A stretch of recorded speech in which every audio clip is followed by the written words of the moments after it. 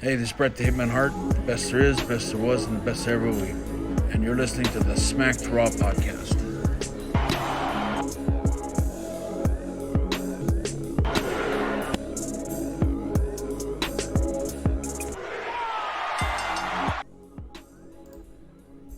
Hey folks, welcome to the Smack Raw podcast, your one-stop shop for all your WWE, AEW, NXT recaps, reviews, pay-per-view predictions. As always, it's Kyle here joining us today. Got the one and only AJ Styles of podcast and Sebastian. What's up, man? Not much, man. Doing one of our favorite things, getting back in the time machine. Hell yes. Probably joining us later in the studio today, Chicago's favorite independent wrestler, Jay Thunder, will be joining us. Hopefully, he says he's on the way. I think he's got some family that's sick, so he's just coming back from visiting them. But he'll be joining us soon.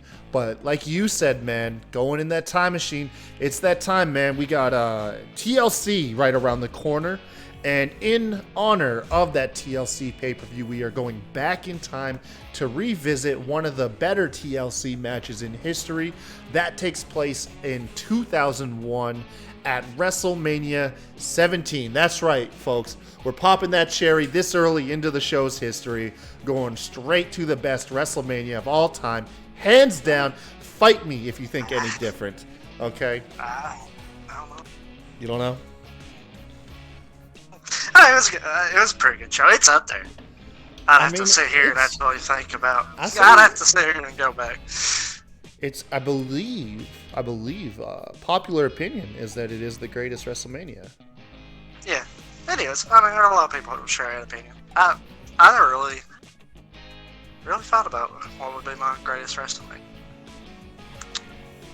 That sounds like a top 10 list. Top 10. Yeah, once we start cracking into those. Speaking of which, I'm going to touch on the show, folks. For any of our regular listeners, you've probably noticed that we've been a little bit spotty as of late, missing a couple episodes here and there. I think we've missed an NXT, maybe a SmackDown here, Raw this past week, which unfortunately was one of the better Raws. It's just due that it's holidays. We're restricted on because of our jobs. In certain circumstances, not to mention this is a weaker month in wrestling. We'll be back in full force, hopefully early next year. We're going to be actually taking an even more light schedule, though, before we get there. I believe next week or the following week, we're not going to do any recaps. Instead, at the end of the week, we'll kind of do a gloss over of just the weekly wrestling that took place, unless anything comes up. So yeah, the Smack Raw podcast crew here, we're going to take a lighter schedule for the holidays. Please forgive us. But, of course, next year, I think we're going to roll out a different format. We're tossing around ideas like weekly recaps instead of show recaps. Going into top rivalries, possibly. Underutilized is a new show that we're very excited to start covering, where we take current and past mid-card wrestlers or even main event wrestlers that just never fully received the push that their potential possibly had. So we kind of play a little devil's advocate and fantasy booker there and kind of think about these other guys and gals that what would have been had they got a proper push or an injury had not taken place, various things like that. We're super excited for that show. That's actually that's your brainchild, ain't it, Seb? Yes. It is, man. Very modest you are. You just say yes. I mean, you gotta take credit sometimes. Man. But that's for our longtime viewers. If you're a first-time viewer, we are a pro wrestling podcast. You can find us on Stitcher Radio, Podbean, Spotify, Google Play Music, and iTunes. We're also over on YouTube. Don't forget to hit like and subscribe. I think we got a couple new subscribers, Seb, as of late. Sweet. Yeah, we're still not where we want to get, but it's a long road. We're happy for everyone that we get. But yeah, we gotta discuss what to do when we get to 100 now. We had a plan before, but... Oh no, that plan's still in effect, man. Oh. We're gonna call Benji up and be like, "Yo, you doing this in face paint, bro?" Oh, okay. If not, you'll take his place. Okay. No, don't worry about that. Oh man. We'll hit. I don't know, Kevin. Kevin can do it. We'll hit Kevin up, man. But if you guys want to hit us up, we're on Twitter at the Smack Drop Pod. Go on over there, give us a follow, hit us up in the comments, DM us, whatever, man. We love talking wrestling with you guys. You can hit us up personally too, myself at the Kai Tai Show and Sebastian at WrestlingFan_32. If you want to follow Jay, who, like I said, is a up-and-coming independent wrestler in the Chicago scene, hit him up at JThunder2009, man. He's a blast. The dude is seriously funny, seriously talented. Make sure to go over and show him some love too as well while you're at it. Yeah, man. So before we get into the show, man, how's your holiday shopping? How's your Christmas shopping going? It's all right. I'm not done, but You gonna be last minute? Are you gonna be out there with all those crazy people Christmas Eve? no. I mean, the most important's done. The kids are done. I already know what I'm getting my wife. I ain't got it yet, but that'll probably come for the mail. So Yeah. So mostly it's just grandparents, stuff like that we got left. But so we should be all right. Do you guys do the Christmas card? No, we don't do the Christmas. No. Oh, my wife's all about that, bro. I effing hate it. card. We gotta take those generic like white people Christmas photos, and then we have to mail out like 30 cards to people that probably don't even care about us. But I ain't got the time for that. telling you, man. Barely got the It's barely all got the time to do the shopping, much less go take the pictures and mail them out. you. You of course you got your tree up, right? Our tree's been up since November 2nd, I want to say. Holy moly, for real? My wife, usually it's right after normally it's November 1st. My wife doesn't waste any time. Wow. We just threw ours. It's not me. It is not me. I would much rather wait after Thanksgiving. Now, I think that we personally waited too long. We just threw ours up today. We're recording this on the 10th. And Yeah, that's probably a little long. yeah, money wise, it was really money wise. What we wanted, like we barely made it to today's paycheck, and so had we gotten that tree, boy, we would have hit so many overdraft fees. You bought another tree. Okay, well that's understandable. Yeah, man. As much as I like to brag, be manly, and go out and cut my own tree, no, that's No. No. We've used this tree for 2 or 3 years in a row. We are going to buy a new one for this one next year. I mean, I accidentally left this one on the porch for a few days last year, and it got a little yellow on the back. So I'm getting rid of this after this year. Got some pollen or Yeah. some stuff on that, man. You may want I to don't. take that. It's a white tree, so it's easy to. Got some plaque Hey, on that tree, man. So next year we're getting a new, and she's already picked it out. We went to Walmart and looked at them the other day, but after Christmas they came on sale, and Yeah, of course. But yeah, we'll go ahead and get into it, man. We'll get the housekeeping out of the way. We're covering once again WrestleMania 17 from 2001, hailing from Houston, Texas, the Astrodome. This was the WrestleMania that gave birth to what's regarded as the best video package of all time. And that's the Stone Cold Rock video package where you have Limp Bizkit doing My Way. Man, I still watch that periodically, like every couple months, for just no reason at all. Just gives me chills. I don't know what it is about it, man. I think it's whenever I need to boot up that nostalgia drug. You know what I'm saying? Like when I was like, man, I just want those chills from my childhood, and so I throw that on, dude. That is my favorite video package all time. Which if you guys got a video package you guys like, man, throw it in the comments. While you're down there, hit like and subscribe, We always need those like and subscribe. Might as well while you're there, man. You can hit that like button many times. Just make sure it's an odd number, Don't hit an even number. That doesn't do us no good. But hit it like an odd number at times. Hit it 3, 7 times. I don't care. Yeah. Oh, man. You're there anyway. It takes an extra 2 seconds just to hit that little subscribe button. So one of the first things I noticed about the show, correct me if I'm wrong, JR and Paul Heyman had an awesome dynamic. Very underrated, I believe. Oh, absolutely. Paul Heyman knocked that out of the park. Oh my God, yes he did. It's one of those things where they're very good at their job, but they're not overlapping the show. They're not distracting you. It's almost like you can't hear them, but they're still building and adding to the drama. You know? Yeah. It's, and Paul Heyman, I mean, one of the greatest talkers of all time. Some of his stuff, you know, can be perceived as a little risque, but at the end of the day, he's a genius when it comes to pro wrestling. As a booker, a writer, commentary, he can get the story over. I mean, I noticed that several times for the match, or any match. He'd tell you the story. If you wouldn't get it there, he'd tell you it. He'd tell you exactly what the story was. And, I mean, which they worked together in WCW as well. They did have that dynamic before tonight.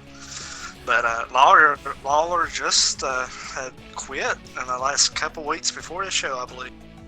His wife get released, so it was a last minute thing, and he knocked it. I mean, yeah, that was when the cat. He was with oh god, I can't remember her name.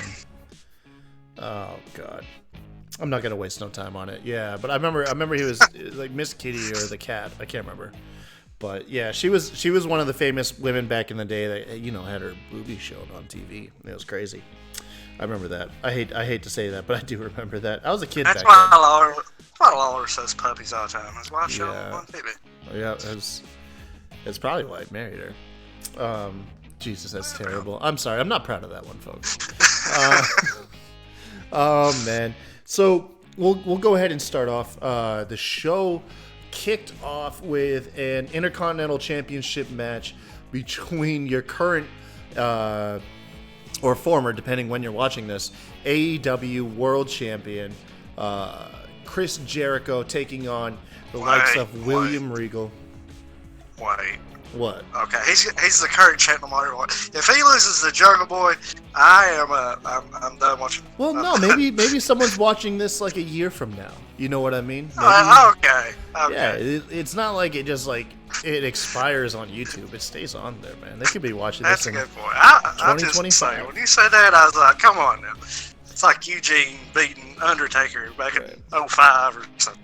Yeah, by the way, if you are watching this in 2025, do we have flying cars yet? Let me know. But this was during the time, that infamous spot where, or the infamous angle where Chris Jericho peed in William Regal's tea. And, oh my god, I still can't get it with a straight face. He said it tastes a little tart. And then also, at one point during this feud leading up to the match, Jericho, still holding true to the continuity 20 years later, dressing up in disguise and attacking William Regal. He dressed up as Doink the Clown. Who would have thought, man, like 19, 20 years later, Chris Jericho still doing the disguise angles fairly regularly, too. Fairly regularly. Just saying, you better start saying Commissioner Regal. That's pretty disrespectful. Yeah. So was this was during the time, or was this before he was paired with Tajiri and they became like a comedic duo? This is before, I want to say. So this was... because Tajiri probably wasn't there too long. Because Tajiri was, I believe, one of the Invasion guys that came after the buyout. So really? It should be, I think. I could be wrong. I don't know. I do know that Tajiri brought fans to Regal. So I think you're right. I think Tajiri was after, because Regal was portrayed as the heavy heel in this match. Well, anyways, Chris Jericho ends up winning. Tajiri debuted May 24, 2001. So yeah, I was right. So Tajiri debuted right after this. Yeah. Okay. But anyways, Chris Jericho won. It was arguably a good match, but honestly, in light of the stacked night that we had, it got buried. It's no fault of your own if you forget this match. Honestly, I think the ongoing William Regal storyline as commissioner was more memorable than the match he had with Chris Jericho, to be fair. But yeah, I thought it was alright, man. It wasn't bad. Did you notice Regal wore the belt upside down when he came out? No. I thought no. Jericho walked in as champ, man. Sure. Yeah, I thought he beat Regal to retain. Am I remembering this incorrectly? I think you are. I'm pretty sure Regal came out with his belt upside down. Let's see. Let's go good old Twitter. Or, I mean, YouTube. I mean, Google. Jesus. Come on now. Let's see. It says here. Oh, my God. Wikipedia. Jesus. I know you're hard up for money, but you don't have to throw so many ads in my face. Let's see.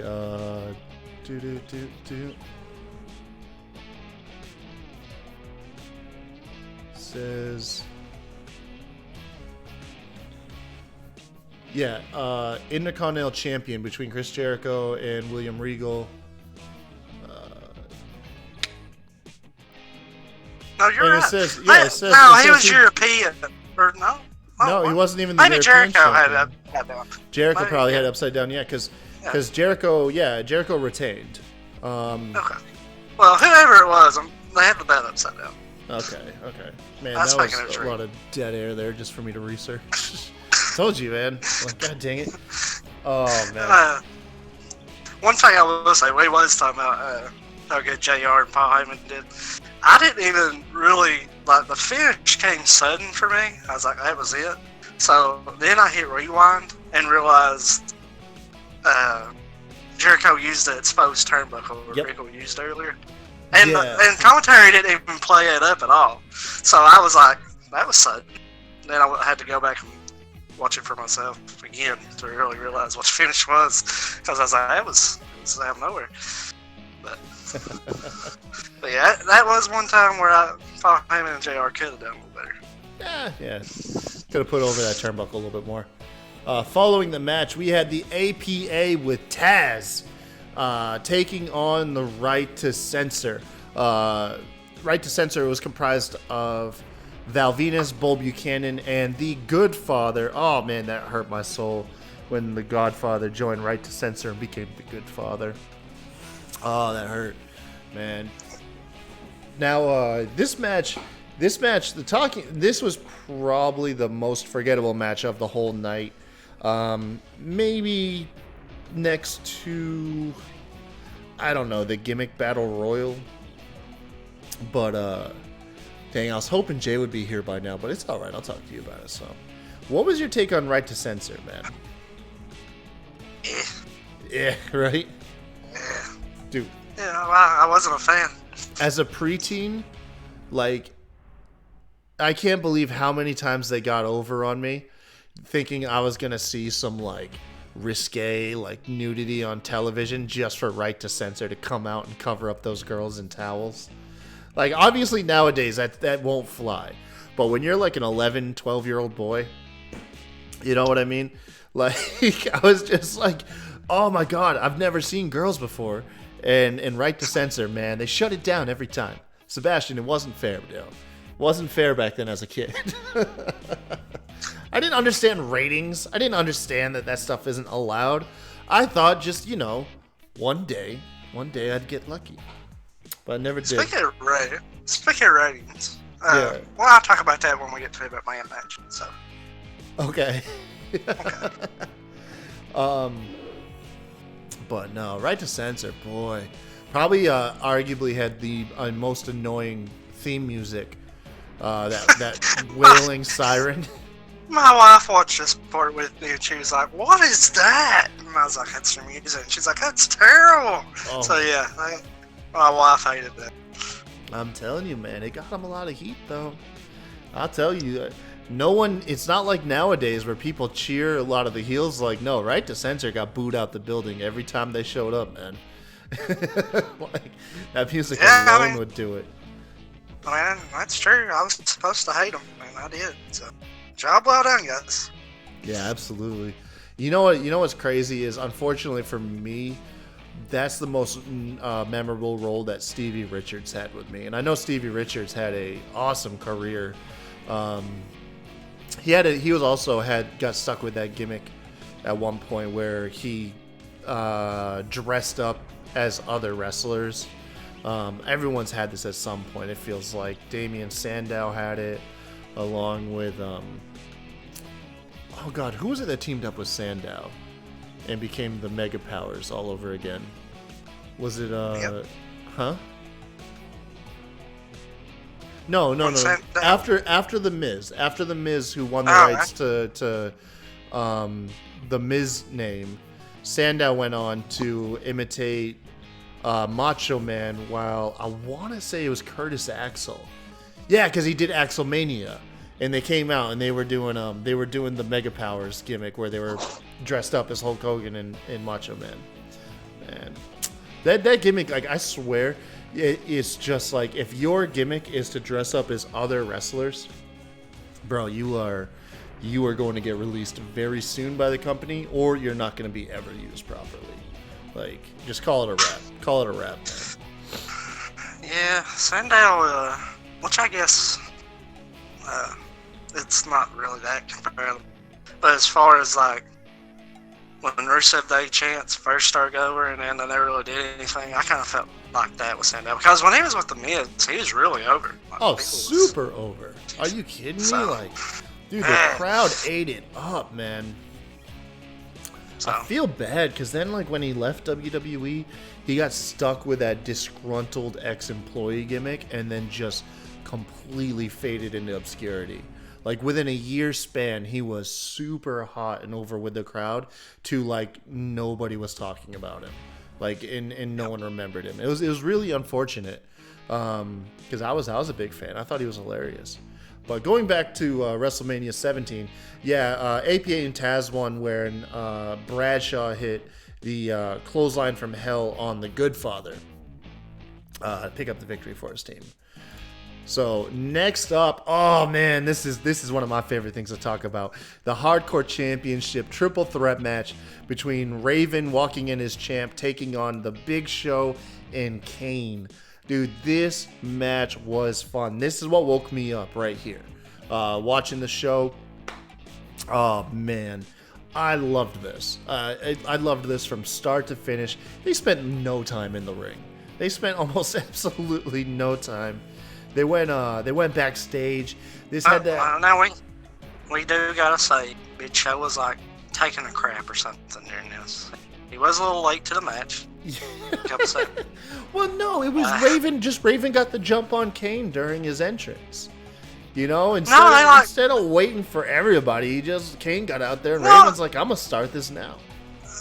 I'm pretty sure that the ref they did the whole, go on, and then Jay was like, so I don't know. He's pulling a Jay Thunder. It's like, he'll just get here midway through. It's all good. and then like he's in no hurry. Absolutely no hurry. He walked down that ramp like Undertaker nowadays. Like, oh man, where the entrance is longer than the match. Yeah, so he took forever. Oh my god. So this match, a couple things to notate. Kane and Big Show had their careers ahead of them at this point. They were even billing Kane as the future of the main event. You know what I mean? They were like, who could stop Kane? Because Kane looked jacked, by the way. Looked absolutely ripped. Oh my god. This was... Because Kane nowadays is kind of like a funny gimmick. Back in the day, man, that dude was terrifying. Absolutely terrifying. No way you'd want to be in the ring with Kane. And Big Show too. Big Show still was very young. Believe he was like his early 30s at this point. And both of these guys just looked like the future of the company. You know what I mean? Like, they just looked so imposing and threatening. They hadn't had their shine, dimmed down at this point. Which I hate saying that because they're legends. But this had some awesome spots. Kane throwing Raven through the glass panel backstage. Kane and Big Show crashing through a wall backstage where Kane busted through a 2x4 that was not gimmicked. Which is scary because I remember as a kid, Chris Farley was shooting that movie Beverly Hills Ninja, and they had to suspend shooting because he was supposed to go through a wall, hit the 2x4 and broke his wrist.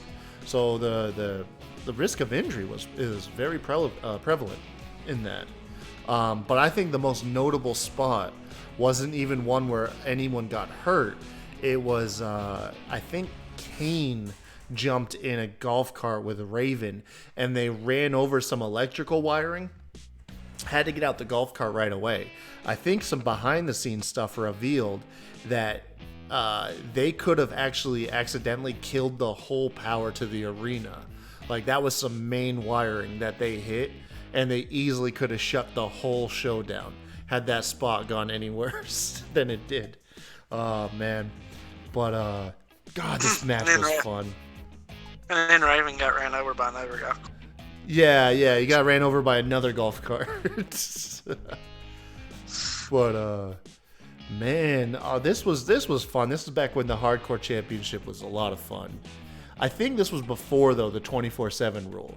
Like what we got going on with the, the 24/7 title. But yeah, Raven was Mr. Hardcore. I think Raven still holds the record for the most Hardcore championships. I want to say. Just for some reason, I feel like that's a thing. It's probably him or Crash. Him or Crash?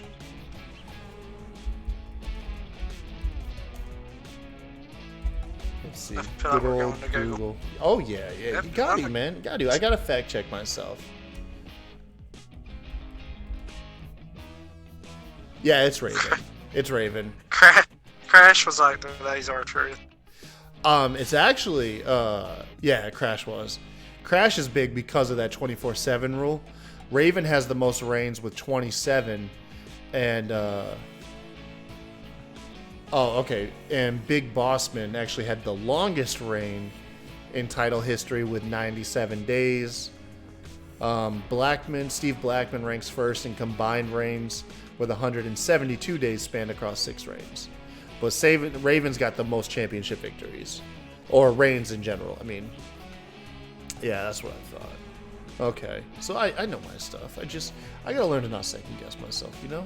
It's just, hey, look, man, it's a good thing to notate in anyone out there. If you feel like you know something, man, stick to it. Actually, no, that could be terrible advice. Leave yourself open for opinion. Oh, man. But how'd this match end, Sebastian? Big Show had Raven up in a gorilla press position, and Kane just hits him with a big boot. They fall off the stage into, I don't even really know what they could call what they fell into. Like a platform. They just fell through a platform. A platform. And then Kane says, I can't say what I want to say because Kyle told me watch the F-bombs. He's like, F it, and jumps up, does the elbow drop for the 1, 2, 3 on Big Show. Yeah, Kane with an elbow drop, son. Oh my god. He's like, everybody else fell off this, I might as well go too. Right. Yeah, absolutely. Nah, man, I loved this match. I really did. It like I said, it woke me up, got me ready to go. Definitely wasn't the best match of the night, but boy, it was helping set the tone. The crowd came unglued. The crowd was super loud considering most of the match took place backstage, away from anybody. They were watching it all on a big screen. But yeah, man. Following this match was the European Championship match between the late Eddie Guerrero and the late Test. You told me this is ranked up there with one of Test's best matches, which, I mean, makes sense now when you consider who he's in the ring with. Yeah, I think, like I told you when I said that, it's not really saying a lot. Test is WWE run. Yeah, I can't really speak for the 1990 stuff because I was a little youngin' back then to watch every week. But this is probably one of his better matches, and it says a lot about Eddie. Eddie always brought out the absolute best of whoever he was in that ring with. But yeah, it was a solid match. A lot of near falls. Crowd was into it a lot on those near falls. So, and of course we had the classic Eddie shenanigans. I always remember Test most for 2 things: the introduction of Trish Stratus being part of TNA with Albert, and then also he was the one slated to marry Stephanie McMahon before Triple H drugged and kidnapped her and married her against her will in Las Vegas. Which, oh my God, I can only imagine that angle nowadays. Oh my God, I can only imagine just the social backlash that would take place if they tried to do that. If first Evan Lashley gets what they got, I can't even imagine. Oh my God, I know. I'm telling you. I am telling you. But yeah, that's always what I remember Test most for, was a lot of his character work and the factions he was a part of. Not so much the matches that he was in. Although, I mean, he was a big dude and had a great look to him. But he did. I remember some of the stuff with Steiner too, over Stacy Keibler. I forgot all about that. So I remember that stuff. He had a good theme song. He had a good. Yes, he did. Yeah, he did. Like, this is a test. Yeah. And then I remember what pay-per-view was it that we covered in our last throwback, where Test and Stacy Keibler were a thing, and they had started that whole, like, the Test fans were referred to as the Testicles. No Way Out. No Way Out. Oh my God, man. Dude, that was so that was really odd to think about. That was 4 years in between the Scott Steiner stuff. Wow. That's crazy, man. Eddie Guerrero ended up winning to become the new European champion, excuse me. Is it fair to say that European Championship was the least exciting title? It was always a toss-up between that and I want to say the Light Heavyweight Championship, which was obviously their version of the Cruiserweight title. Yeah, I'd probably give the Light Heavyweight Championship as being boring, more boring. Well, yeah, because WWE didn't know what to do with cruiserweights. At least WCW, when they had people going for the Cruiserweight Championship they were putting on like fast-paced cruiserweight matches. Where in WWE, it was just small guys wrestling like big guys. It was. Actually, yeah, that was probably more boring. Because we did see a couple double champs, I want to say, with that European title, where they would double up the Intercontinental and European title. Which ultimately was how the European title was dissolved. It was joined up with the Intercontinental title. I can't remember that match. I'm not going to Google that one, but I remember that's how ultimately that championship was done away with. Pretty sure it was a ladder match between him or RVD and Jeff Hardy. Was somehow out. Pretty sure. Don't make me Google this, man. Okay. I was just saying. Which, by the way, it was a good match. Yeah, no, I know which one you're talking about. Yeah, Jeff Hardy and RVD had good chemistry. You see what RVD's up to nowadays? Yeah. He's like Mr. Playboy. Has a wife, a girlfriend. He's got some scantily clad woman who just dances for him now. Like, he's just kind of like, he's just kind of living like the stereotypical single old dude dream. Just having some quote unquote dancers. He is in an open relationship. Yeah. So, yeah, he's married, and his girlfriend is his wife's girlfriend. So it's like, oh my God. Yeah. To live that life. Thank God my wife doesn't watch this show. She'd beat the piss out of me. Anyways, speaking of a woman that can beat the piss out of you, China versus Ivory. Boy, this was easily the most memorable, even though it's one of the shortest China matches I've ever seen. This and then the what was it, the housekeepers match or whatever, between her and Jeff Jarrett, where she beat Jeff for the Intercontinental title and he got fired and sent over to WCW. But no, I remember this because, for one, she's facing off against Right to Censor member Ivory, but she came out dressed like Wonder Woman. I think to hear that. Yeah. Damn siren a second time. I think this is post Playboy. I think China's already posed for Playboy, and that's why she's kind of glammed up. But yeah, she comes out like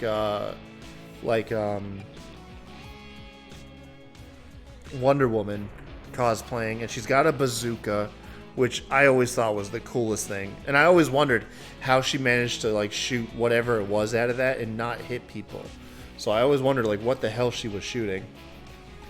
But she comes out, she gets jumped early in the match, but the second she shakes it off, she completely destroys Ivory.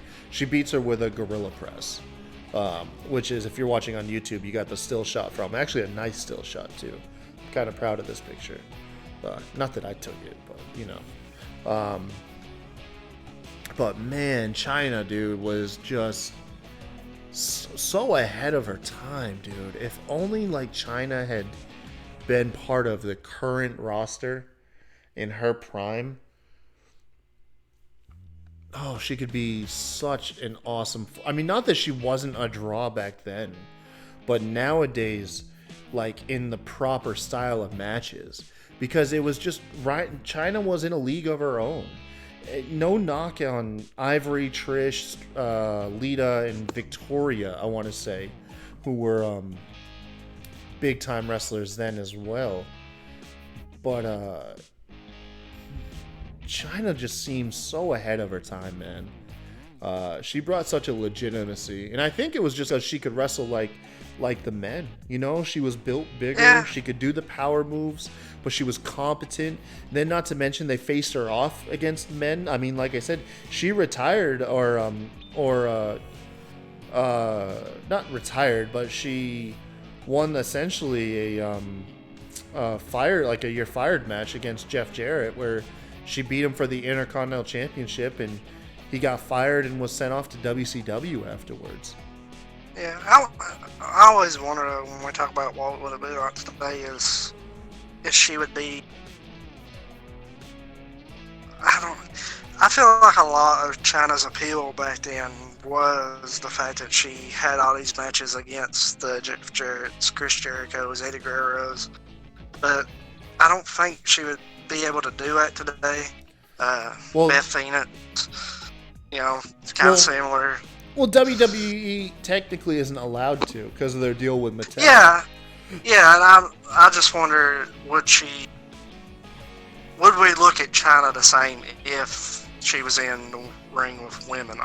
And don't get me wrong. I get what you're saying. Yeah, where she's overbooked or whatever, booked too strong. Yeah, I mean, she would still have good matches because today's, you know, talent of the women is so much better. Now they're actually trained wrestlers and stuff. Yeah. Supermodels and all that brought in. But I feel like a lot of her, kind of like Tessa Blanchard in Impact. Now, she was like in another company and, yeah, like a Tessa Blanchard, but I feel like a lot of her appeal was those intergender stuff and the fact that she was able to do it. No, you bring up a very good point, because if she was restricted to only wrestle women, her size advantage would almost get diminished. She'd have to eat losses more, whereas a lot of the losses she ate were against men, but when she faced off against women, she would rarely lose, and then whenever she would lose to a woman, it would be that much bigger of a deal, because you're facing someone who's arguably above your your division, your women's division. She was arguably more of, like, it sounds so weird to say, and I hope it isn't really over like offensive, but she was more like akin to the men's division than she was the female division. Yeah, this was her first women's title, and this was after. And she walked through the champion, just completely walked through her. And not to mention, Bruce Pritchard has, you know, he's on a show called Something to Wrestle with Conrad Thompson, and he said that, you know, she had this neck injury before this match, and they wasn't for sure if she could even take a lot of bumps, and that was kind of what led to her getting the women's championship. So if she was healthy, I'm not even sure she would have got the women's title. They may have just put her. I get what you're saying now. When did China retire? It wasn't too long after this, if I think so. It was. So this was in 2001, right? Oh wow, she retired right after this in May of that year. Oh, wait. No. She retired in May of 2011. When did China retire? WWE, excuse me. November. So same year still the same year, but November. So only about half a year later. Speaking of that, you could actually, same podcast I was talking about, they covered China and how she left. That was really unfortunate because of the revelation of the relationship between Triple H and Stephanie. At that point, right. she was put in such an awkward position. And Bruce goes into details about what all happened. So it's pretty interesting to listen to. Yeah, I still think, like I said by my original statement, given the right circumstances where Mattel doesn't have WWE in a stranglehold when it comes to intergender wrestling and projecting China in today's women's division, oh my God, there's so many dream matches.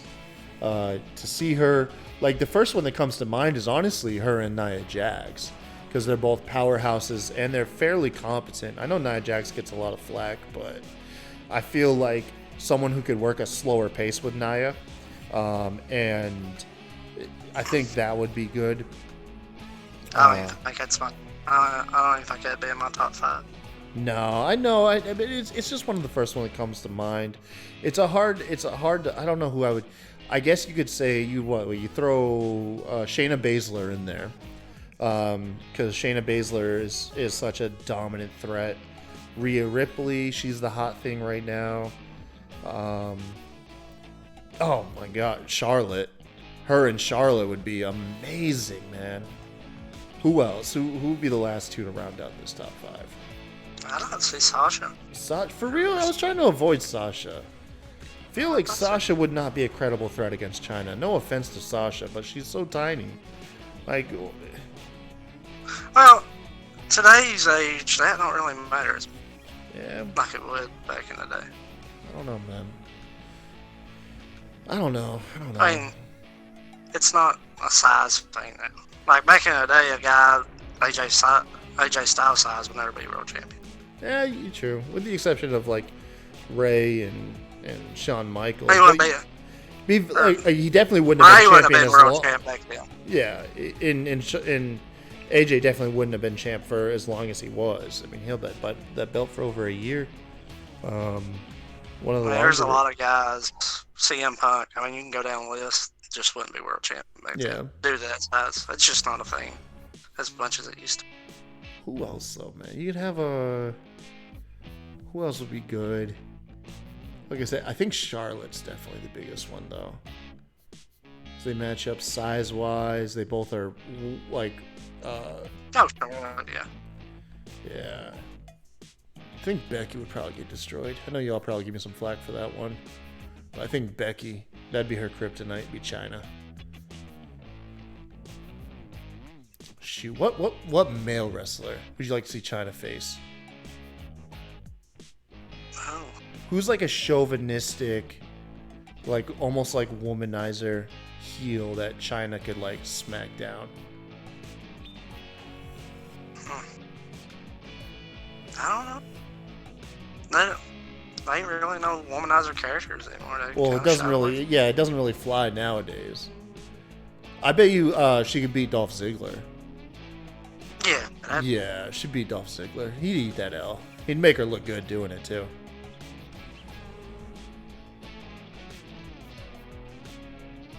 I'm trying to think of someone else. Yeah. I mean, that's just something that really stays away from nowadays. Yeah, I know. Baron Corbin. Oh yeah, man. He'd probably eat a roll up, is what it would be. She'd roll his ass up. Heath Slater comes to mind. He'd be one that'd be good. I think China and Baron Corbin would have a hell of a match. Hell of a match. There you go. Make it happen, folks. I mean, figuratively. Given the time, I think they'd have a hell of a match. Hop on WWE 2K20, China versus Baron Corbin. Let's see that one play out.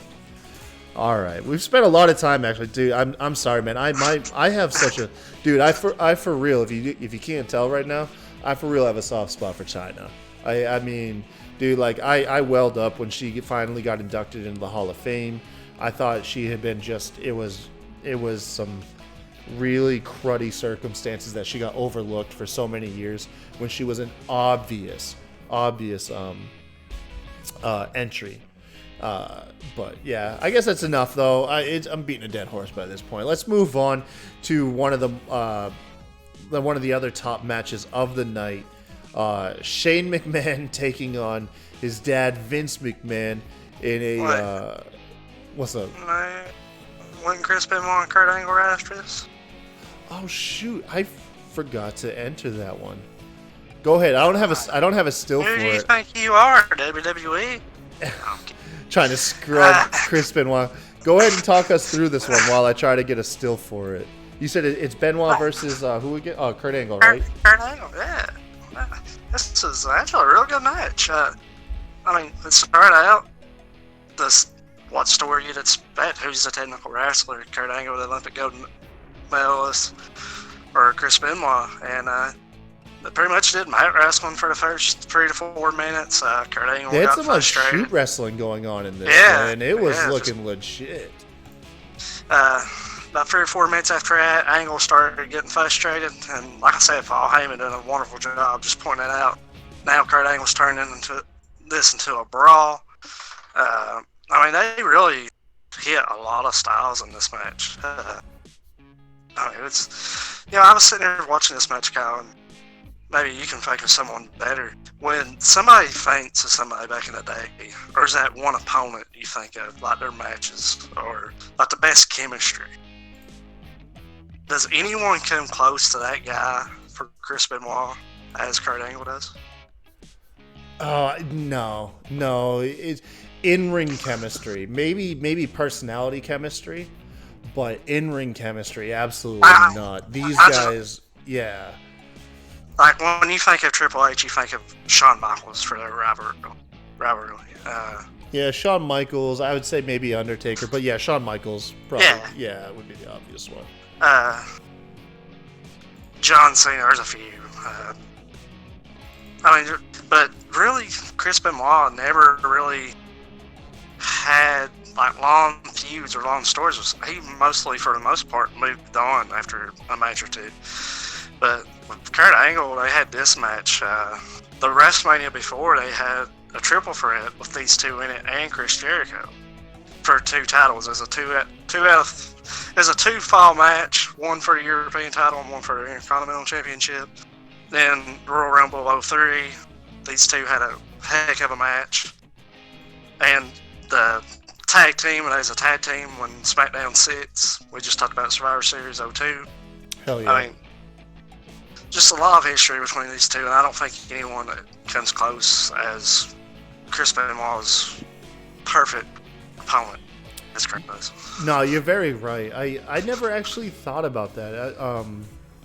I've made it known, although I'm never really too proud of it, but I've made it known that before Jeff Hardy, because I think if you're a teenage boy and a WWE fan, at some point Jeff Hardy becomes like one of your favorite wrestlers. But before Jeff Hardy became my favorite wrestler, it was Chris Benoit, man. I loved the dude's intensity. And the no nonsense, the no silly gimmicks and stuff like that. I think because that really off-put me as a kid. And I thought Chris Benoit was like super relatable, which nowadays, you know, it's hard to admit something like that given the obvious. But yeah, I never thought of like who his best opponent was. I always remembered like feeling robbed out of his title reign that he had, because he won at WrestleMania 20 was when him and Eddie both won their belts. But then I remember he lost it like shortly afterwards to Triple H, and then that was it. I don't think he ever got it back. No? He lost it to Randy Orton. Randy Orton, who then went on to feud with Triple H. And Chris Benoit was sent back down the card. So yeah, that I remember that was that always bummed me out. But then I think it was shortly after that, Jeff and Matt Hardy became a big thing, and they're involved in the inspiration to tonight's show later on in the second TLC match. But yeah, I remember that. That's all. But yeah, Chris Benoit, he was a excellent in-ring technician, man. His bond with Eddie Guerrero was just very well renowned. And you're right, I never really thought of it, but his perfect opponent was Kurt Angle. Kind of like Kurt Angle, and then I would say like Kurt Angle and Brock Lesnar too. Yes. Yeah. Kurt Angle just had great chemistry with anybody with amateur. Like amateur. What I'll just say, it was only 2 matches, but you go back and watch Kurt Angle's matches in 05 against Shawn Michaels, his 2 matches. Their match at Wrestlemania 21, I think it's one of the most underrated matches in WrestleMania history. That doesn't get nowhere the credit it deserves. I'll have to go back and watch that because I can't even remember that. It was phenomenal. Great match. Thank you, AJ Styles. You really lived that gimmick, bro. Hey now. But yeah. Gotta commit to your gimmick. Do you think Kurt Angle went out the right way? The way he did, losing to Baron Corbin in my opinion, very underwhelming feud? I don't have an issue with how he went out.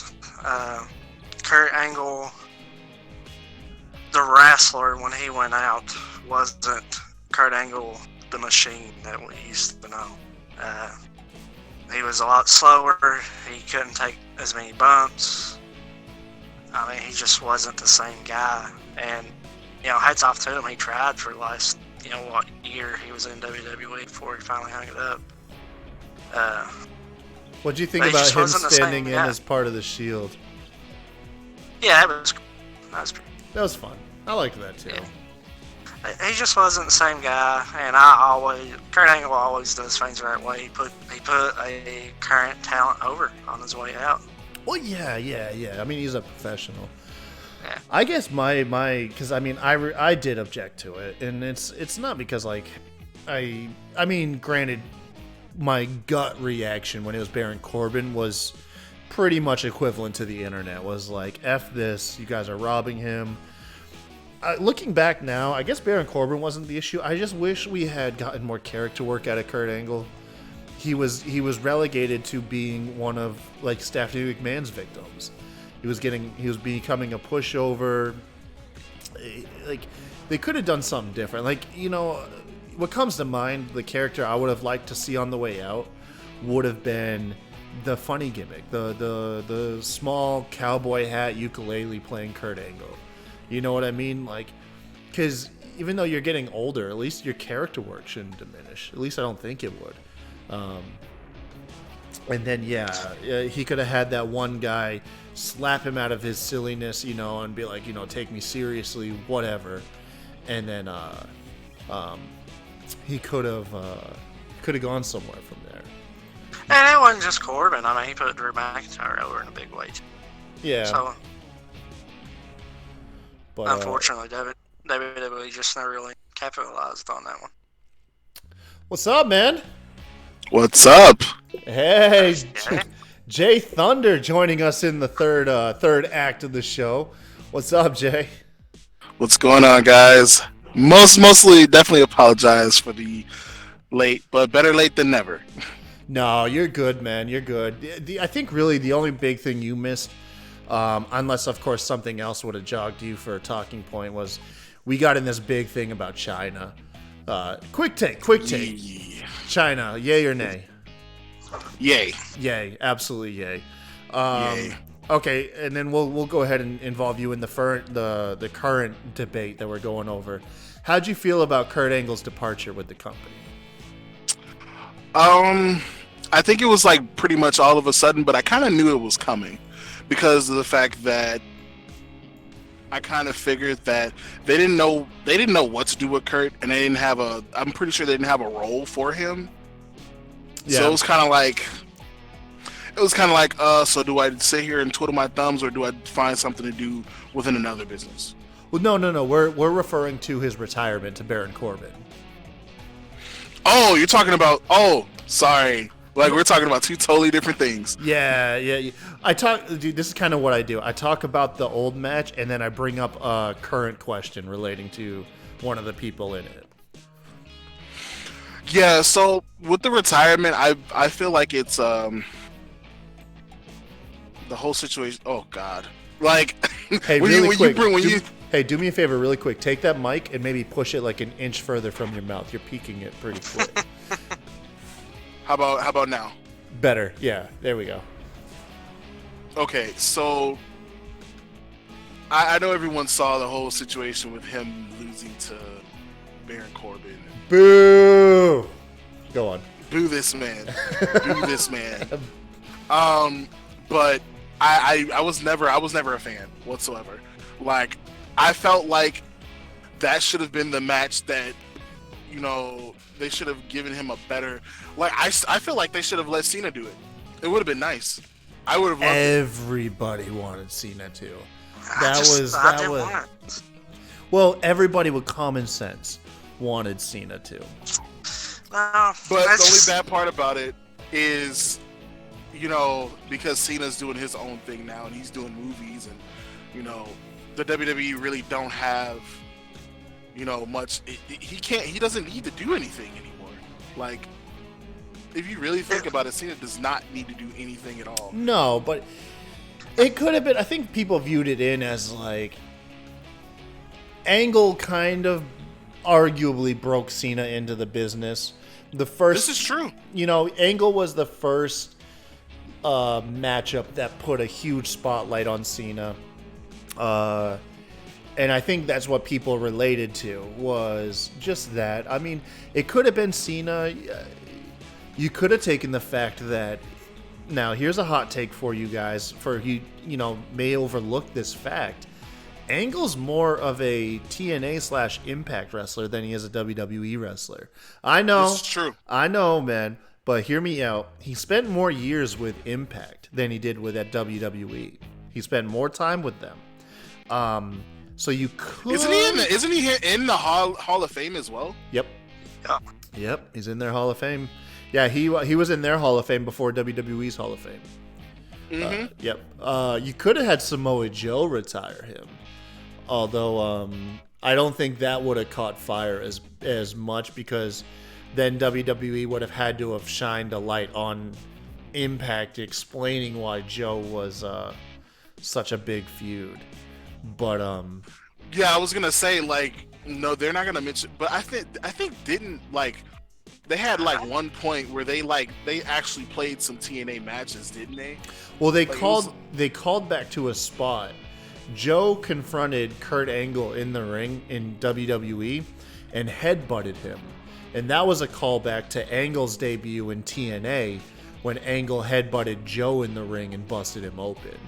As far as I know, that WWE has gotten some rights to some TNA and Impact footage, but I don't know if any of that was involved. I mean, possibly, because they've low-key worked together, you know, on some stuff. Yeah. Yesterday, one of the Table for Three episodes went up. Sting, Jeff Jarrett, and AJ Styles talking about Impact. So like a TNA-themed Table for Three. And didn't they say something in the description, like an impactful like Table for Three or something like that? Yeah. Yeah, they were really coy about that shit. And they used some stuff with the Hardys as well. So they kind of lean toward playing nice a little bit. But Jay, fantasy book, if Baron Corbin wasn't the guy, who retires Kurt Angle?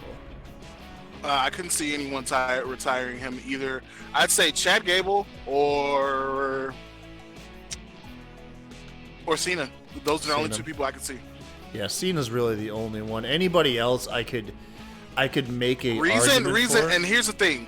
The only reason why I say Chad Gable was because of the fact that I felt like he was supposed to be the successor. Illegitimate. He was supposed to be the successor. He was supposed to be illegitimate son of Angle. Instead of Jason Jordan. Instead of Jason Jordan, I was like, what? Yeah.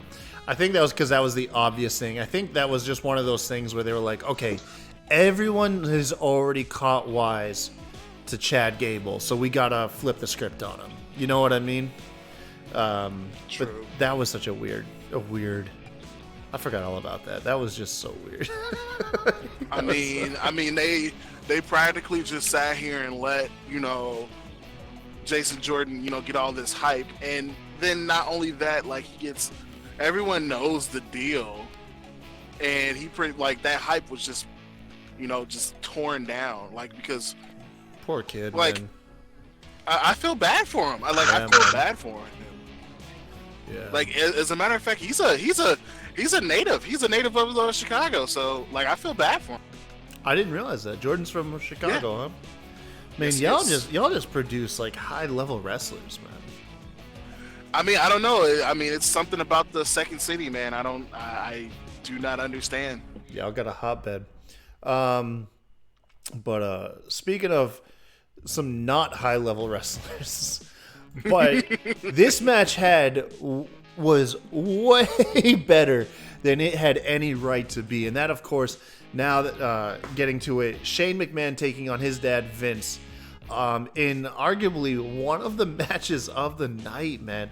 And this is a lesson in overbooking done right. It was so much stupid fun, and this only could have been done back then. Nowadays, you would have got on Twitter and everybody would have freaking been tearing this thing apart. But no, back then, this match was awesome. Tearing it apart. Well, I mean, I definitely... tearing it apart even with that fan reaction when Linda got up. Oh my god. Yeah, the fans. Dude, when Linda got out, stood up, that was one of the loudest pops of the whole night, man. Fans get with it though, man.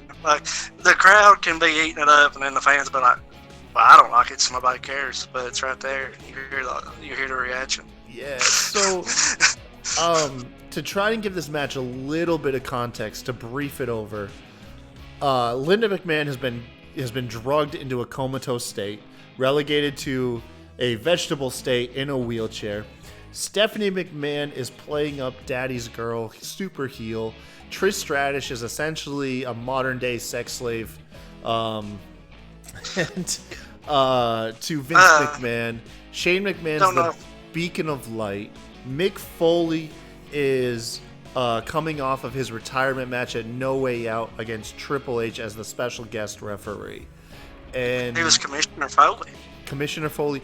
Were there any stakes in this match? No. This was just to further prove how big of an asshole Vince could be. Exactly. Yeah. It was literally just like the Stephanie versus Vince match where Linda threw the towel. So pretty much. Yeah, that was. But that this was a thing as well. Vince has something. Dude, no, come on, give that joke some moment to resonate. That was funny as fuck. That was a thing too.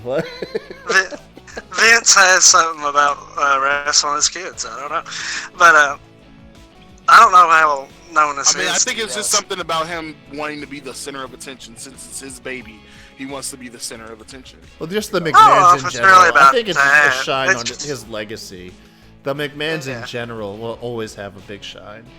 Look, I'm sorry. No one will have a bigger shine more than Shane. I'm sorry.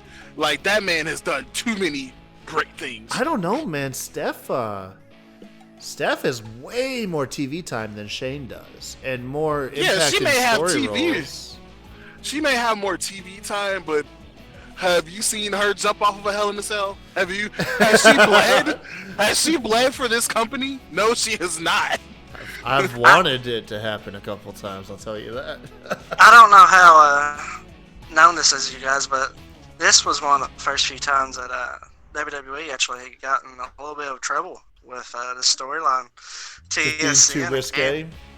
Yeah, TSN in Canada was editing a lot of this stuff out. And it really started with the Trish Stratus barking like a dog. Yeah, that's always going to be a black eye on the company, man. That's always going to just be a red flag. This is one of the few times where TV kind of totally went a little too far in some areas of the world. Yeah.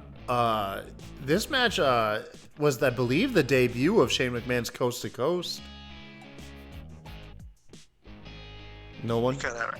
Yeah, You cut out. You kind of went out.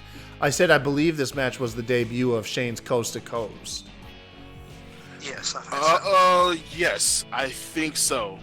If I recall, because I don't remember him. Because so the matches that he had before was Backlash. Oh, I didn't take those type of notes down. I know by this point he's done the hardcore match with Steve Blackman, I believe, where he fell off the Titantron, or off the staging to the side of it. He did the Last Man Standing against what's Big Test Show or Big Show. Yeah, Big Show, because Test was on his side. Because Test was on his side. So yeah, that's right. So he'd done that. So he'd done those two huge falling spots. R.I.P. Andrew Martin. R.I.P. Oh my God, you peeked out your mic so bad. Oh, my bad. I'm sorry. I'm so sorry. I'm gonna timestamp this so I can show you what you sound like when you do that shit. Jeez. No, it's all good. It's all good. But like I said, R.I.P. Andrew Martin. God damn it, man. Andrew Martin, Test. Yes. Okay. I didn't know what his shoot name was, bro. I've always known him as Test. I mean, hey, back in the day, were you a testicle? I liked him. He was cool. Right. That big boot was like freaking awesome. That is true. I forgot about that. He really did have one of the best big boots in the company. I loved his big boot with a passion. Like I think he made it a finisher. Like that was a finisher. That and the pump handle slam was pretty dope. Yeah, his pump handle was good. Because beforehand, the only person really known for their pump handle was Road Dogg. And that always came across as gimmicky because he would like hump his opponent when he did it. Yeah. And the only other person I think nowadays that has a big boot finisher on occasion is Charlotte. Drew McIntyre don't count. His is not a stepping through big boot. His is a drop kick. It's a shotgun drop kick where only 1 foot lands. Okay. I was gonna say if you wanna include Sheamus in that picture. Damn, yeah, the brogue kick. But he hasn't. I mean, how long's he been out for? Well, actually, that's hard to say who's the last person. Because no, you're probably right. Because Sheamus probably has the last finish via big boot. I can't remember one since her feud with Sasha Banks back in like 2016. Because that's all he ever used. Like he used the bro big kick boot and then the bro kick. Yeah. You're right. No, you're absolutely right. Like more or less like Sheamus's like move set is literally like most of his moves are signature moves. Like Irish Curse backbreaker, beats a Botterhand. You're very right. He is a very spotty wrestler. Yeah. He's just not like the high spots that you consider when you think of a spotty wrestler.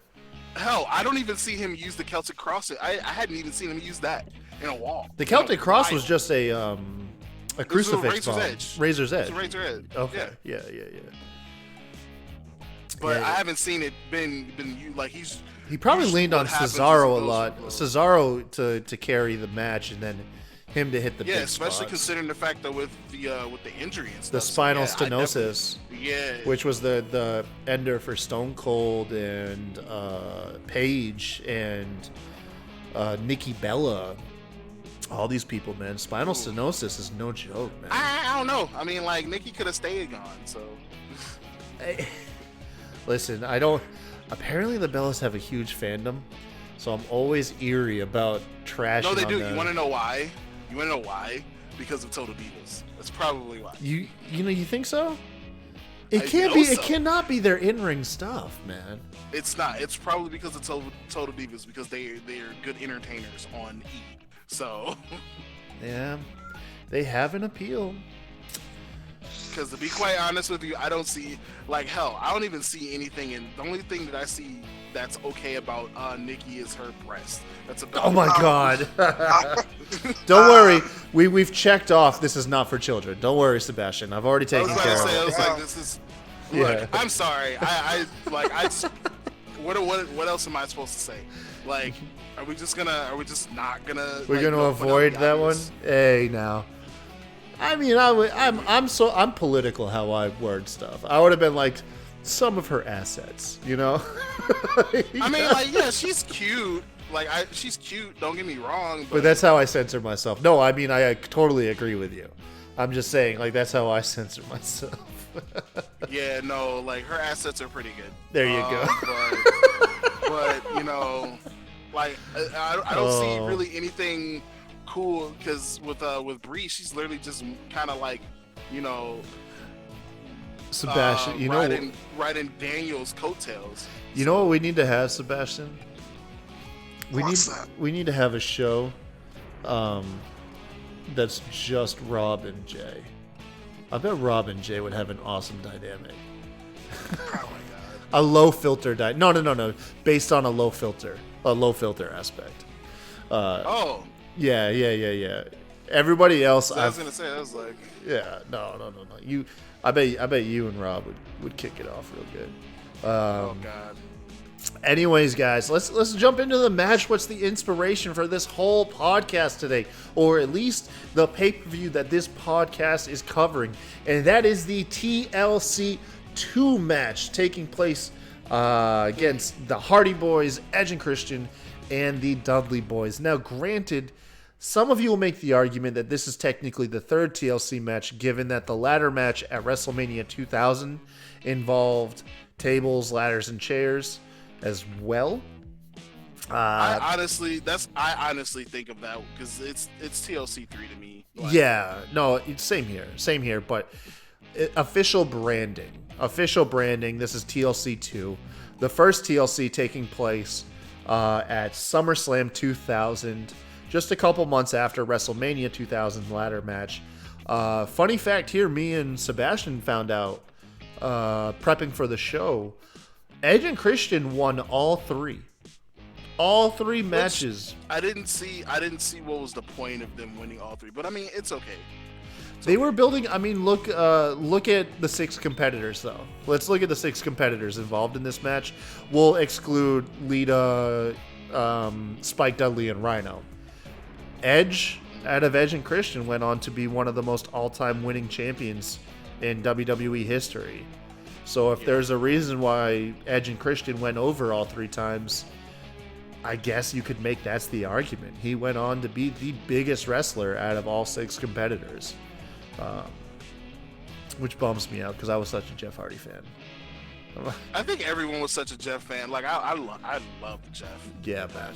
Oh no. Matt Hardy had a little, you know, spot in my heart, but Jeff was where it was. Yeah. Other than when the real life drama between Matt and Edge took place over, you know, Lita and the affair and stuff. How could we forget? Matt Hardy on the mic always rubbed me the wrong way. I don't know, like I don't know if it was the southern accent, which no offense, Sebastian, by the way, or what it was, but his promos, man, were snooze fest to me, and they remained that way until, besides, like I said, the whole affair angle, until the broken stuff came out, and then all of a sudden, I really liked his little role when the Undertaker and Brock Lesnar did an OT. He had a little role in that. I thought he was good in it. What was he doing at that point? Was he V1 or? It was right before the V1 actually started, I think, like the entrances with the Matt Facts. The Matt Facts. Dude, that is such a precursor to what we get on SmackDown nowadays. He'd come out and he'd say, like, Matt Hardy absolutely hates mustard. You know? Stupid stuff. Jay, out of the 6 guys here, man, who's your favorite? Out of the 6 guys here, I would honestly say Jeff was probably my favorite. Yeah. Either way. 2001 and 2019.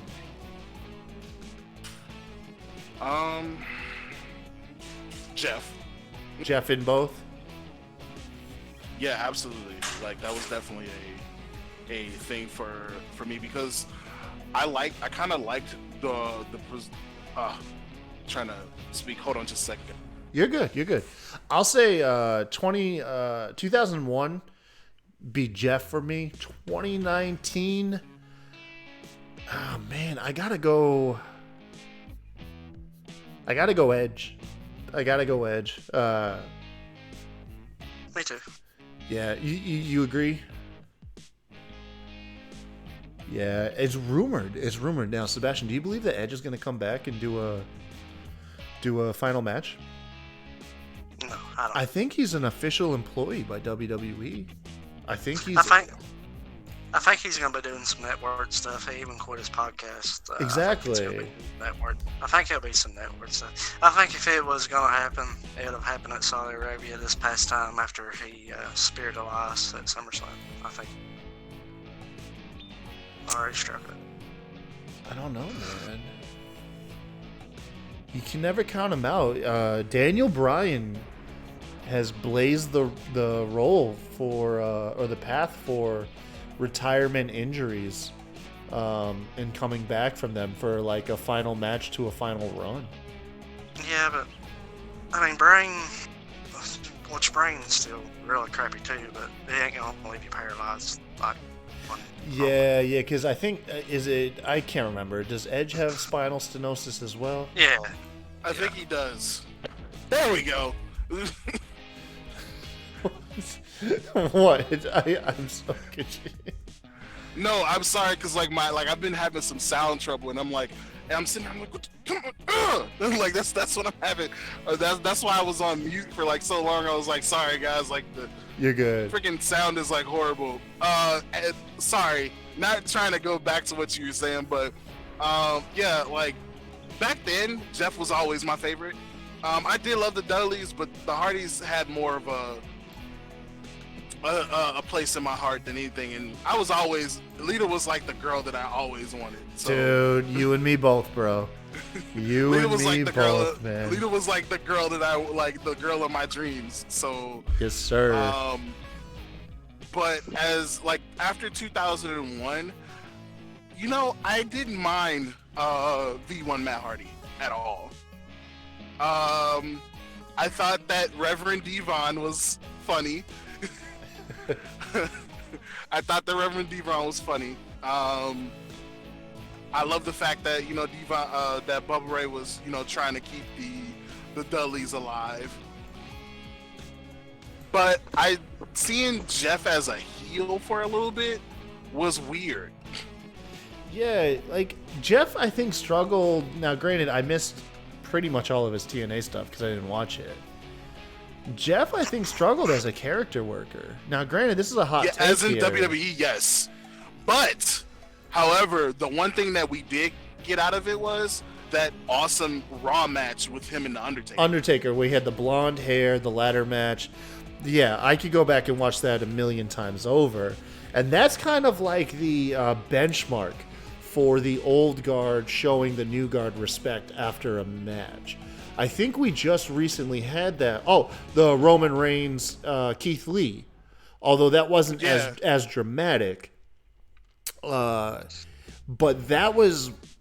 I'm not going to say the first because, you know, I didn't watch anything in the 80s and stuff like that. And that was my first exposure to, though, like I said, a legend. I mean, for the first part, can we agree, like, we're all pretty much in the same age range? Well, I don't know. You and I are what, like young to mid 30s, right? And then. Well, that all depends. Like, I'm like, I haven't even hit 30 yet. So. You haven't? Jesus, I'm the old guy on the podcast. Damn it. Okay, so like I'll hit 30 in 2022. For real. So okay, so you're 27 right now? I'm sorry. I'll hit it in 2021. Sorry. Jesus. Okay. Anyways, so yeah. We're all relatively within the same age group. Sebastian being a little bit younger at okay. I'm gonna throw your biz out there, Sebastian. Sebastian's just a 25-year-old baby over here. Okay, all right. So I'm like in the middle, and you're the oldest. So. Yeah, I'm the oldest. I'm the, so other than Rob. Rob's technically the oldest. Oh yeah, like no, but we're not talking about Rob. He's not here. No, we're talking about me. No, damn it. Yeah, we're talking. Yeah. But no, but yeah, for the most part, like I'm pretty sure like the Attitude Era was like our golden age, our when we first started watching wrestling. Well, that's what I like talking about Sebastian, man. He missed it. And so that was always like one of my favorite things to ask Sebastian was like, you know what? That's funny. That's a funny thing else too. Vince missed it too. He didn't watch it either. Yeah, and I've always asked. I like to ask Sebastian, and I'll probably bring it up with Vince at some point. Is do you feel like you missed out, or does it seem like your dad's wrestling? Like, what's your take on the Attitude Era from your perspective? My perspective? Yeah, like, okay, so for example, 80s music, like 80s hair metal is like regarded as some of like the best rock music of all time. I was born in 88 though, so 90s music is when I picked up. 80s music, as great as it is, I still feel like it's my dad's type music. And, you know, considering it has tons of legends, tons of legendary hits, I just can't get into it. You know, and no, I mean, I can get into it. I will say that if it wasn't for Stone Cold and Rock and certain characters, I don't know if they could have pulled off a lot of things they did. Yeah. They try to go to that well so many times nowadays. Well, not, you know, exactly yet, but get as close as they can, you know, with today's standards, and it immediately gets shit on by a lot of people. I will agree with Sebastian on that. I definitely agree on that. I think this era, the Attitude Era, is more known for moments than matches. And then week to week consistency. Yeah, for the matches. But the Ruthless Aggression Era, I think you can point to more matches, like great matches that pop up in your mind. Oh, absolutely. And that was the era I grew up in. So it was different. Do I feel like I missed out? No, not really, because I feel like you don't need to go back and watch the Attitude Era weekly. You can go back and watch the moments. Dude, you have such a level perspective on that, because I think you're right. I think you're absolutely right with that, man. And like right now, I'm going back and I'm watching Weekly Raw and SmackDown, and I just watched the first ever Raw Roulette that also had a TLC match in 02. And was that the one on SmackDown? Wasn't that Jeff Hardy match? Oh no, you said Raw. Jeff Hardy was. Yeah, Jeff Hardy was in the match. He teamed up with RVD. Yeah. I mean, and not long before this, Edge and Eddie had a no disqualification match. It was a classic. I feel like it's a lot better weekly television back in that era, the 02. And then, you know what? I feel like Seb has a point, because you know what? After the Attitude Era, the Ruthless Aggression Era came, and for the most part, everybody still, you know, came through. I mean, Triple H was still there, Rock was still there. Your big stars from the Attitude Era. Your big stars from the Attitude Era were still there. Taker was still there. So yeah. I mean, for the most part, yeah, you had your up and comers, but all your big stars were there. Rock was going back and forth between Raw and SmackDown. Triple H was the man on Raw. Austin doing his thing, being, you know, co-general manager and, you know, sheriff, you know, laying down the law. I mean, there were like good things about each and every part of this. Hell yeah. No, I completely agree. And Seb, I don't think I've ever heard anyone articulate it so well. And it's hard for me to make an argument. Now, granted, of course you can cherry pick good matches from every decade and every era of wrestling.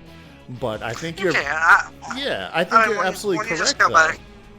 When you go back and watch, I feel like it's just the weekly television. Exactly, the consistency, the consistent good matches that you had, and yeah, that really did start. I have to agree with you around the Ruthless Aggression Era, because you had like the SmackDown 6, you had a lot of the WCW cruiserweights come over. That made a big impact, which a couple of them were part of the SmackDown 6.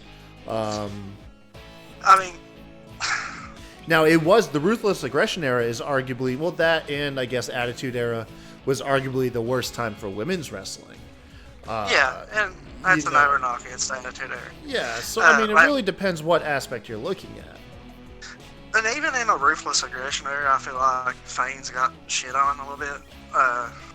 like the Katie Vick stuff. It was terrible. Don't get me wrong. We cover that almost every show, man.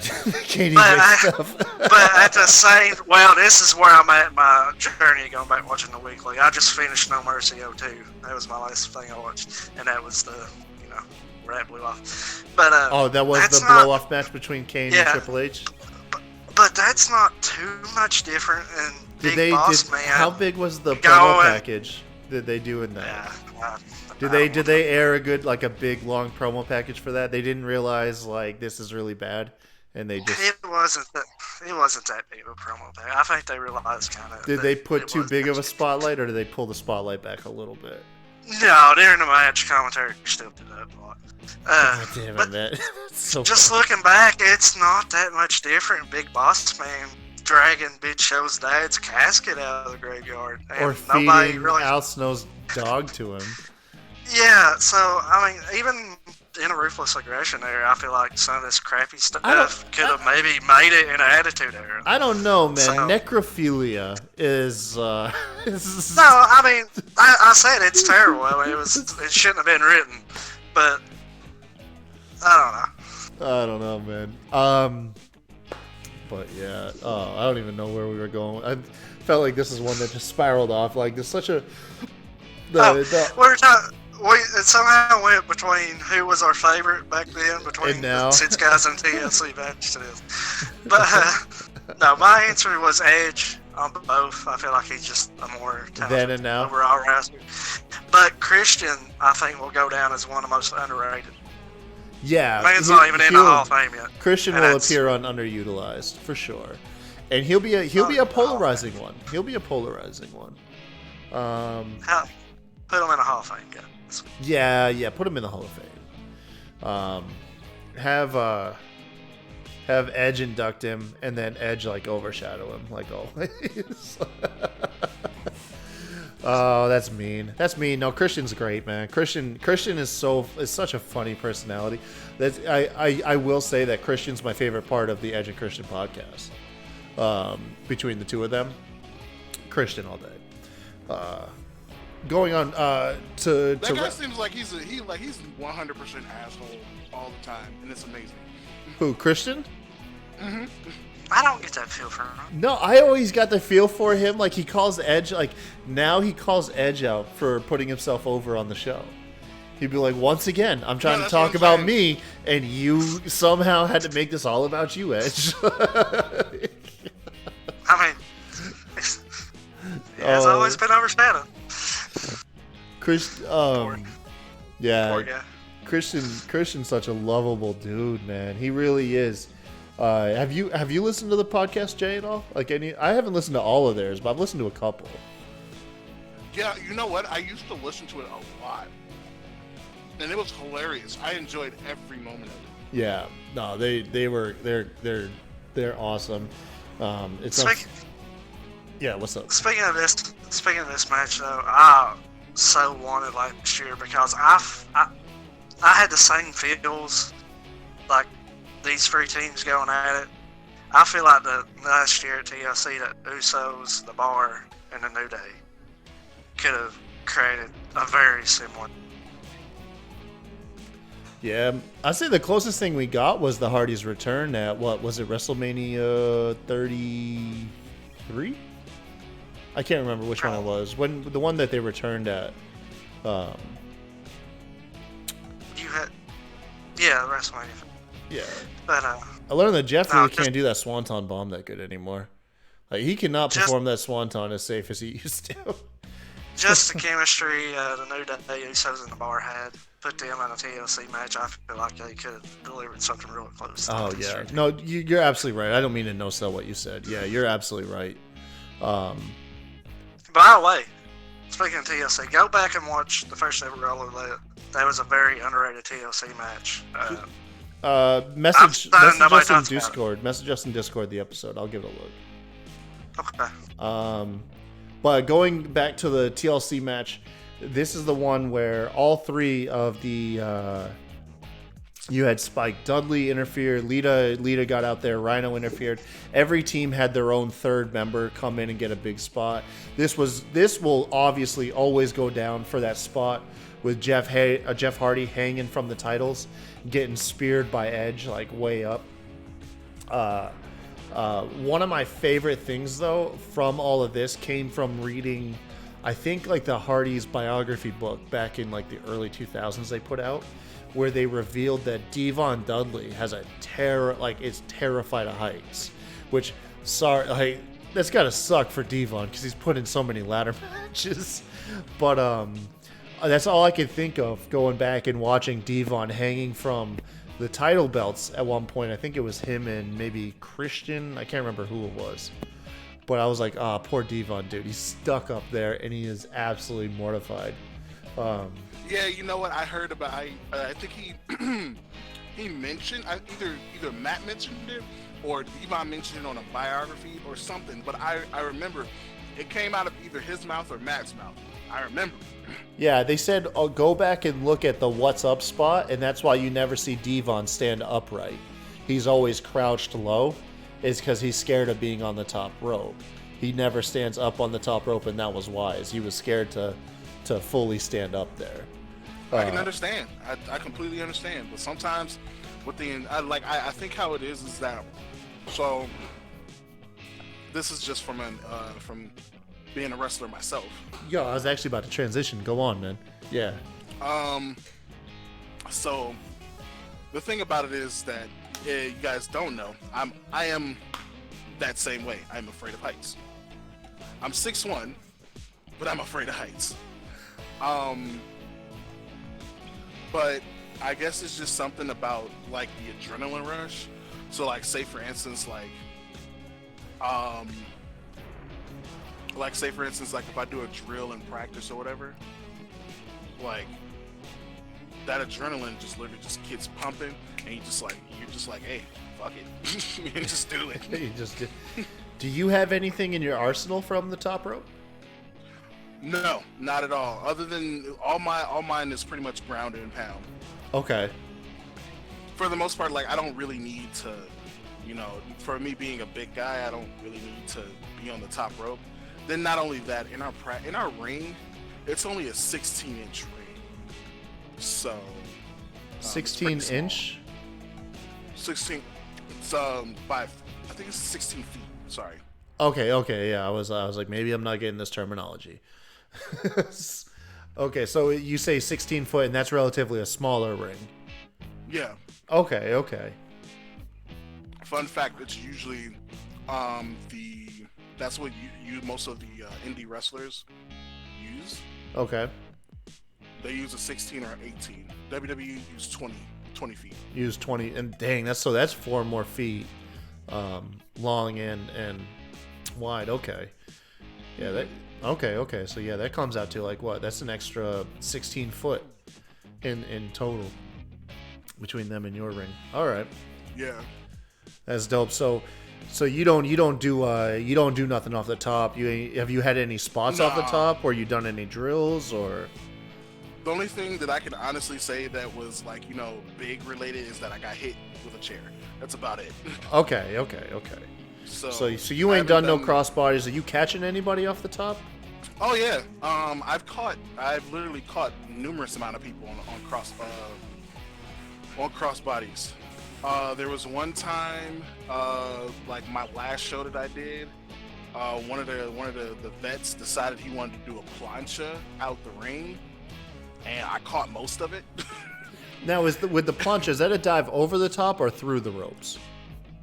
It's a dive over the top. Over the ropes. Oh wow. So, what's the worst part about that, man? Is that eating the barricade, or? It's not even eating the barricade, because it all depends on how it is, because we don't have any barricades. Okay. So, oh wow. So okay. We don't have any barricades, so what winds up happening is we have to make sure that our footing is right, so we don't hit, the crowd. You don't get tossed onto grandma's lap or something. Exactly. Like I said, the last time that I got he did it, like it was with a group of people. So, but I caught the most of it. So everyone's literally like, "Oh shit!" And then I'm falling. No. Any other time that happens, it's literally just like for the smaller people, like I can kind of maneuver. Yeah. So I can like catch them and kind of go down slowly. Right. But he was a bigger guy. He was like pretty much 170, 200 pounds. Now, when that happens, like when you have a guy diving onto a bunch of you, beforehand, do you guys be like, okay, you're the anchor, you're gonna take the bulk of my weight where these guys catch the side, or is it kind of just like, okay, everybody be in this general area? Nope, it's literally everyone be in this general area. Okay, jumps. So they don't rely on like one person specifically. It's no. Be He's here for the he's spot. Jumping on everybody. Be here for the spot. Okay, cool, man. Oh, that's cool. I gotta pick your brain some more, Jay, as these shows go on. Yeah, absolutely. By the way, I definitely wouldn't have a problem. So the Jeff Hardy spot. You ever gonna hang from some ropes and suspended like 15 foot in the air? Never. No, Never. You ain't gonna do that. The closest thing it will be is I'll probably be on a ladder. I got you, man. I got you. Let's go on and let's move on, man. We've been on this for like a half hour. It feels like to something we can probably gloss over in 40 seconds. We got the what match would you follow up the infamous TLC 2 match other than the gimmick battle royal? I'll give a quick rundown of everybody's here. Obviously, the highlight is the commentators. Mean Gene Okerlund and Bobby Heenan. Can't beat it, man. Cannot beat it. Which, by the way, a little bit of homework for you guys listening. And then maybe Jay, you and Sebastian, if you guys haven't seen it, go back and watch Bobby Heenan's WWE Hall of Fame speech. Some fun stuff there, man. He's fresh off of treatment from cancer. It's his first like public appearance in a long time, and he really lets loose, and it's just a big joy to watch. But otherwise, we have the Iron Sheik, who ended up winning the match, defeated Brother Love, the Bushwhackers, Jim Cornette, Doink, Duke the Dumpster Drozy, Earthquake, the Gobbledygooker, Goon, Michael Hayes, Hillbilly Jim, Kamala, Kimchi, the One Man Gang, Repo Man, shout out Simon Miller, Sergeant Slaughter, Tugboat, and Nikolai Volkov. Yo, so as a kid, I was actually excited for this match. I was like, I can't wait to see all these legends. And now that I'm older, I'm like, man, what a way just to like reset the crowd. Like a smart way to do it. You knew you're gonna have probably the match of the night, which honestly, in my opinion, was the match of the night. You follow it up with this was the this was the piss break right here. This is what it was. I have absolutely no notes on this other than Iron Sheik ended up winning, which kudos to him because Iron Sheik has the best Twitter presence. He's just on Twitter every day telling like everybody to fuck off. And I love it, dude. Have you seen Iron Sheik on Twitter, Seb? Yeah. Yeah, you gotta appreciate that. He really sticks to his character. But yeah, I got nothing for this, Seb. I got nothing. Are you familiar with any of these people in your history of watching wrestling growing up? I mean, no, right? You came in the Ruthless Aggression era. None of these guys were doing anything. You had Sergeant Slaughter was making appearances, but that was about it. Yeah, I know of most of them, not even all of them, but yeah, I'm not too familiar with like their in-ring stuff. I just know their names, some of their history. Yeah, for the most part, the only people that I knew was Doink the Clown, Nikolai Volkov. I didn't even know Tugboat or Earthquake by then. I knew Sergeant Slaughter and Doink. That was it. I knew, like I said, I knew the Iron Sheik. I think I knew Hillbilly Jim. Of course, I knew who Sergeant Slaughter was. Yeah. Michael Hayes, I knew, because he was the guy that originally, helped out the Hardys. So I knew. That's true. Yeah, he was the Hardys' original manager. I always forget that. So I remember that. Like I said, I remember. Other than that, and then I remember Kamala a little bit, but other than that, that's about it. I knew Sergeant Slaughter and Doink the Clown. Sergeant Slaughter from making appearances, and Doink the Clown from the first wrestling game I ever played. Was on the Super Nintendo. Was it WrestleMania the video game? I mean, it could have been. It was a Super Nintendo title, and Doink was actually my favorite character to play as. Sorry, that's my mom. Hey, no, you're good, bro. You're good. Yeah, so for the most part, because that's the only one that I know that featured Doink the Clown, WrestleMania, the arcade video game. Mm-hmm. It's fun, hilarious.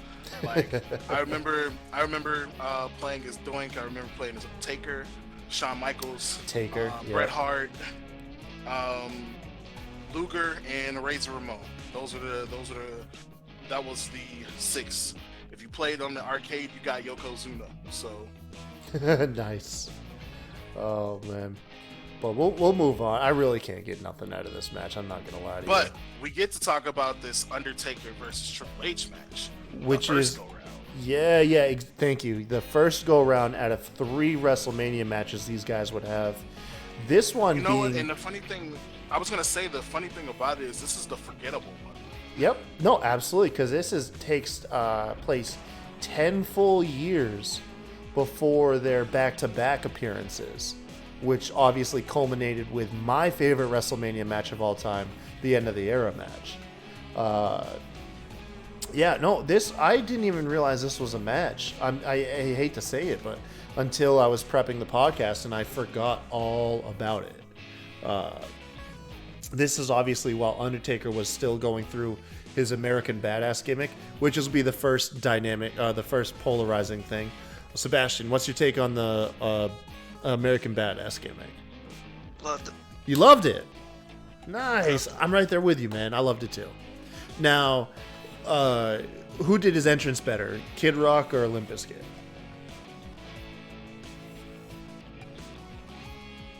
Kid Rock. Kid Rock, wow, the original. Okay. That's close though. I like it. Because he came out to Kid Rock's American Badass song, and then that changed to Limp Bizkit's Rollin'. Which, by the way, WWE and nu metal were just like a match made in heaven.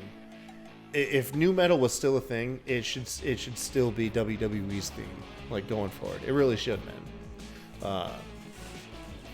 When Jay gets back, he'll have to fill us in on who he preferred, Kid Rock or Limp Bizkit for Undertaker's theme. But what do you think of the match, man? This one I kind of glossed over. I missed a lot of it. I saw Undertaker. He chokeslammed Triple H off of a stage, similar to. It was really funny though. Commentary played it like they pretty much killed him, like he threw him on concrete. And they showed the first replay, and you're like, "Huh, yeah, they did." And then they showed the second replay, and then it just shows this foam pad, and you're like, "Well, that's not a good play." And then Undertaker, commentary's telling us he did it on concrete. And then Undertaker just jumps off on top of him. I'm like, well, I probably wouldn't have done that, but he held Triple H up there for a while in that choke slam too, man. Yeah, this match wasn't. It picked up toward the end when the ref went down and the sledgehammer came up and all that. But yeah, this match wasn't really great. I feel like these guys really, honestly, I was never a fan of their matches together. Other than the End of the Era match, where you included Shawn Michaels, and there was a ton of storytelling. But I like the other match too, but yeah, this match. Yeah, I would say it's funny. It's like the 3 matches just gradually got better. This was the least memorable one. The second one was decent, and then the third one was, in my opinion, the best. by a landslide. Considering I say it's my favorite of all time. So, but yeah, man, it was kind of forgettable. I'm not gonna lie. I mean, obviously I did. I watched this whole pay-per-view a couple months ago, and I forgot this was even on it. I said earlier I listened to something wrestle about this show. Bruce Pritchard actually said that one of the reasons this match was wrote how it was, Undertaker getting as much in as he did. There's actually supposed to be 2 turns this night. Not this night. Triple H was supposed to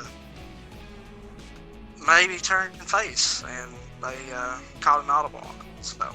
Oh yeah. Yeah. So, similar to the audible that was called between Rock and Hogan. Yeah. Where they were just listening to the crowd, or was it beforehand where they called the audible? Like after the show, maybe they called the audible. It wasn't supposed to happen this night. Oh, it was supposed to be like Austin turns heel, Triple H turns face, they balance each other out. But instead, they called an audible, and Austin and Triple H had the 2-man power trip. Yeah. Tag team for a little while. Which is why everyone's making the argument that we should cheer for Bayley and Charlotte, which I hate that as a tag team. It's not the same. I'm sorry, folks. It's not the same. Bayley and Sasha would probably be better. Yeah? Yeah, they would. Yeah, they would. They would be much better as a tag team than Charlotte and Becky.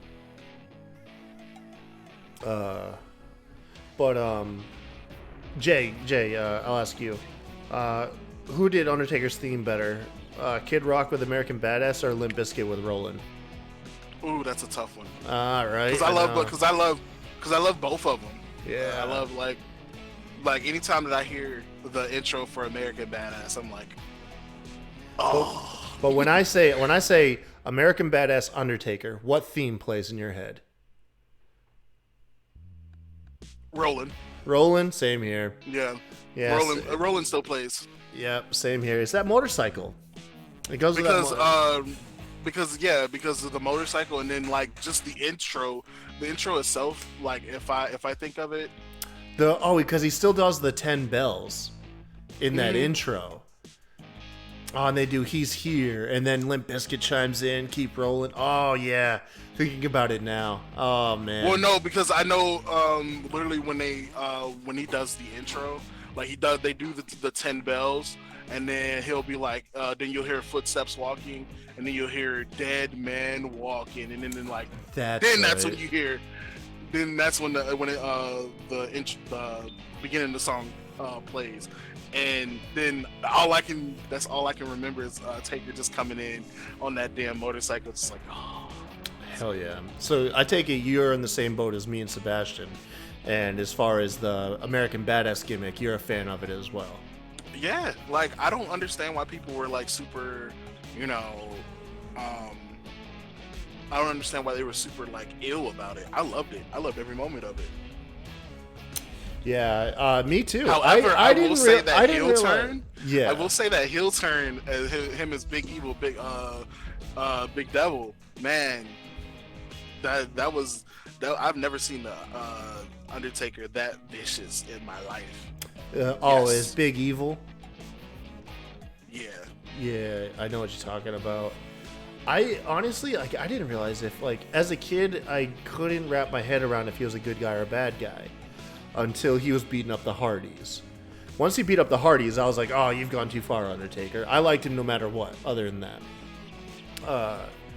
But yeah, once the Hardy Boys came out and they spilt like a bucket of puke on him or something, and he just like killed them. Like he murdered the Hardy Boys for it. Oh, man. No, it was, yeah. The American Badass gimmick is going to be such a polarizing gimmick. Once again, you guys, drop out in the comments. What did y'all think of the gimmick? Were you for it? Were you against it? While you're down there, make sure to hit like and subscribe to our channel. Hit that notification bell. You know what? Screw it. I'm going to ask y'all to do that. Hit that notification bell as well, so you know whenever we're coming out with new episodes of the podcast. But new episodes, this is the throwback, baby.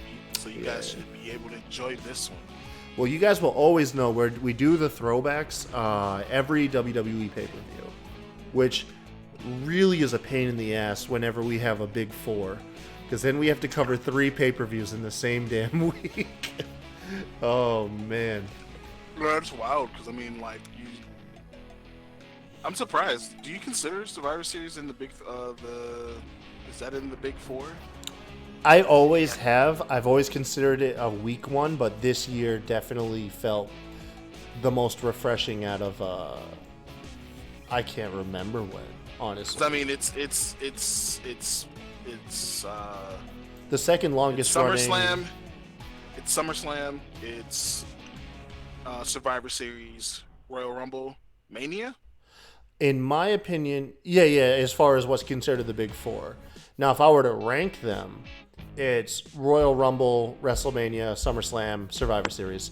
Chronological order, how they play out in a year, is actually how much anticipation I have. Well, yeah, that's why I said SummerSlam first, because I'm basing it off of after Mania. Yeah, no, like, but it's like, if I was to rank the top 4 between like which ones I look forward to most than least, it's actually how they fall all like throughout the year.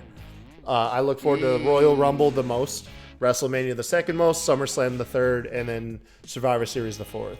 Hell, I look forward to Money in the Bank more than I do Survivor Series and SummerSlam, probably. I'm not gonna lie. I can understand that. Yeah. That's a good way to go.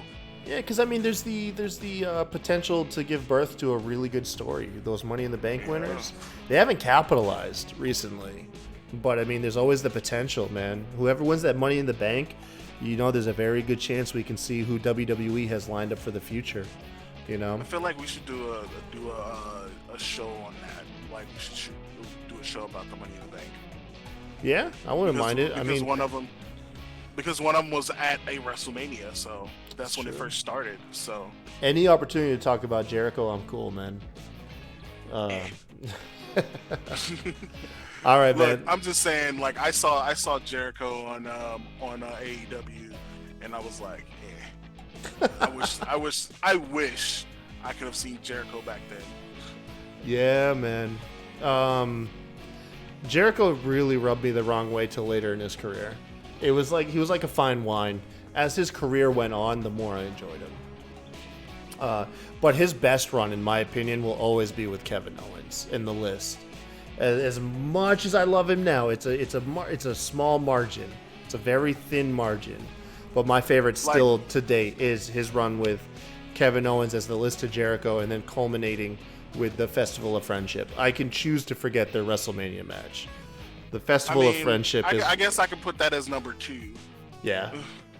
I guess because number 1 will always be Attitude Era Jericho.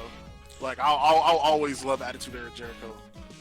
Oh man, I remember his commercial. What do you bring? What are you bringing? A vomit bag? Like I love that. He called Stephanie McMahon like a trash bag hoe, and then during the commercials for SmackDown 2, I still remember he was like, "Oh, you're gonna have to enlarge those pixels there," referring to Stephanie, and that was a kids commercial. Oh my god, that was so silly back then. Let's go to I'll say we'll move on to the main event. The second time Rock and Austin would meet up at WrestleMania. Boy, this is a polarizing match right here, fellas. A lot of people argue the finish of this match is the death of the Attitude Era. What do you guys think? It is. It is? It is. Most definitely. I don't think this finish is. I think them trying to do the invasion angle is really the death of it. They just didn't have the... I keep forgetting about that angle. I mean, and it's so hard to forget. And it was literally right after this, so I think that's why a lot of people say it.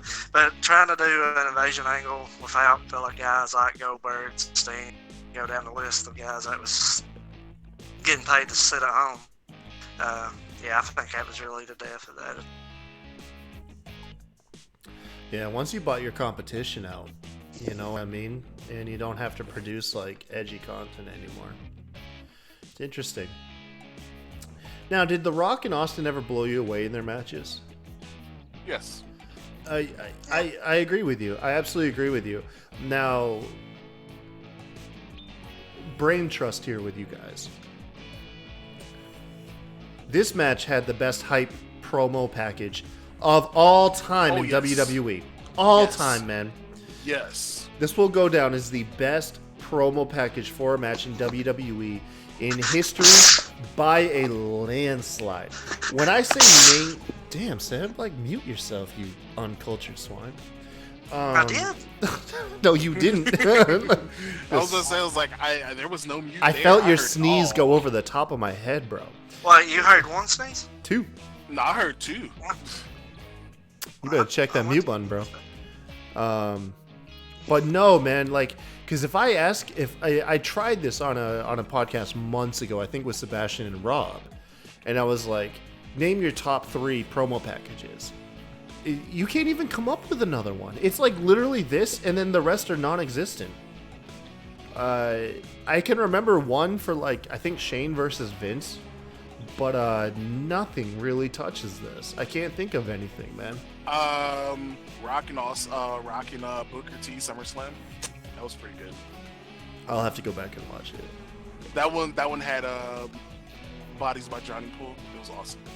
Oh shit, I think I remember that now. Yeah, New Metal, man. New Metal and WWE were a match made in heaven. It really bummed me out that they went towards like the pop and hip hop for their promo music, and I get it. You need to reach a wider audience, but it's kind of like you're getting up with the time, and that's understandable. But it might be just the old man yelling at clouds in me, you know, or the back in my day. But I mean, it really just strikes me that like metal and rock music go better with WWE than hip hop and pop. And I'm open to debate it. Absolutely. You know, because it really... Well, it all depends. Yeah. Like, say, for instance, like I didn't have a problem with them doing like a nice little pop or hip hop intro for, like, say, SummerSlam, because it's the biggest party of the summer. Right. Like yeah. I don't have a problem with that. That's cool. That's not a problem. Other than that, like, most of the rock and alternative music that I listen to have come from wrestling. So I got you. Yeah. So like the reason that I know about people like Breaking Benjamin and yes, and Non-Point and Slipknot is because of WWE. Ain't that crazy? WWE. That's so crazy, man. They were on the pulse of like the music scene that was going on at the time, and they might still be. I don't know if they are now. Like, I really don't, because I'm not. For sure, I'm not. I think I stopped listening to new music for the most part back in, like, oh god, I don't know, like 2008, and then like I just pick up songs here and there. Yeah. I got old, bro. I stopped listening to music and started listening to podcasts. It's terrible. I hate to admit it. You know what? It happens. It happens because, you know what? I had one of those moments.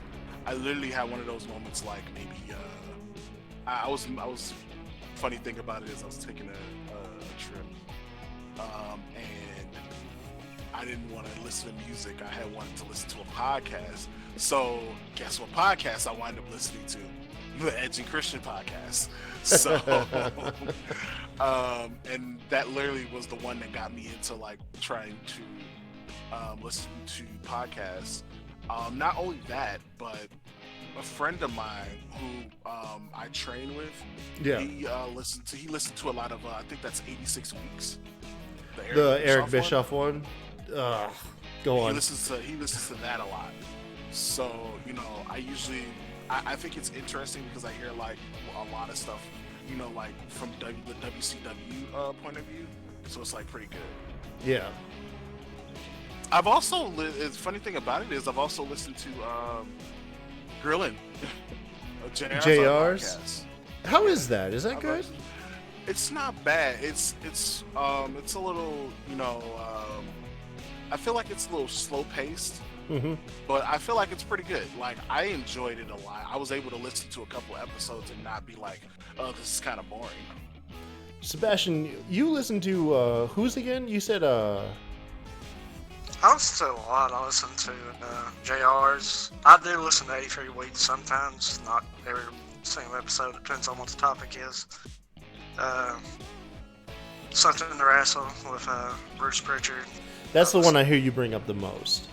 Yeah, I listen to it a lot.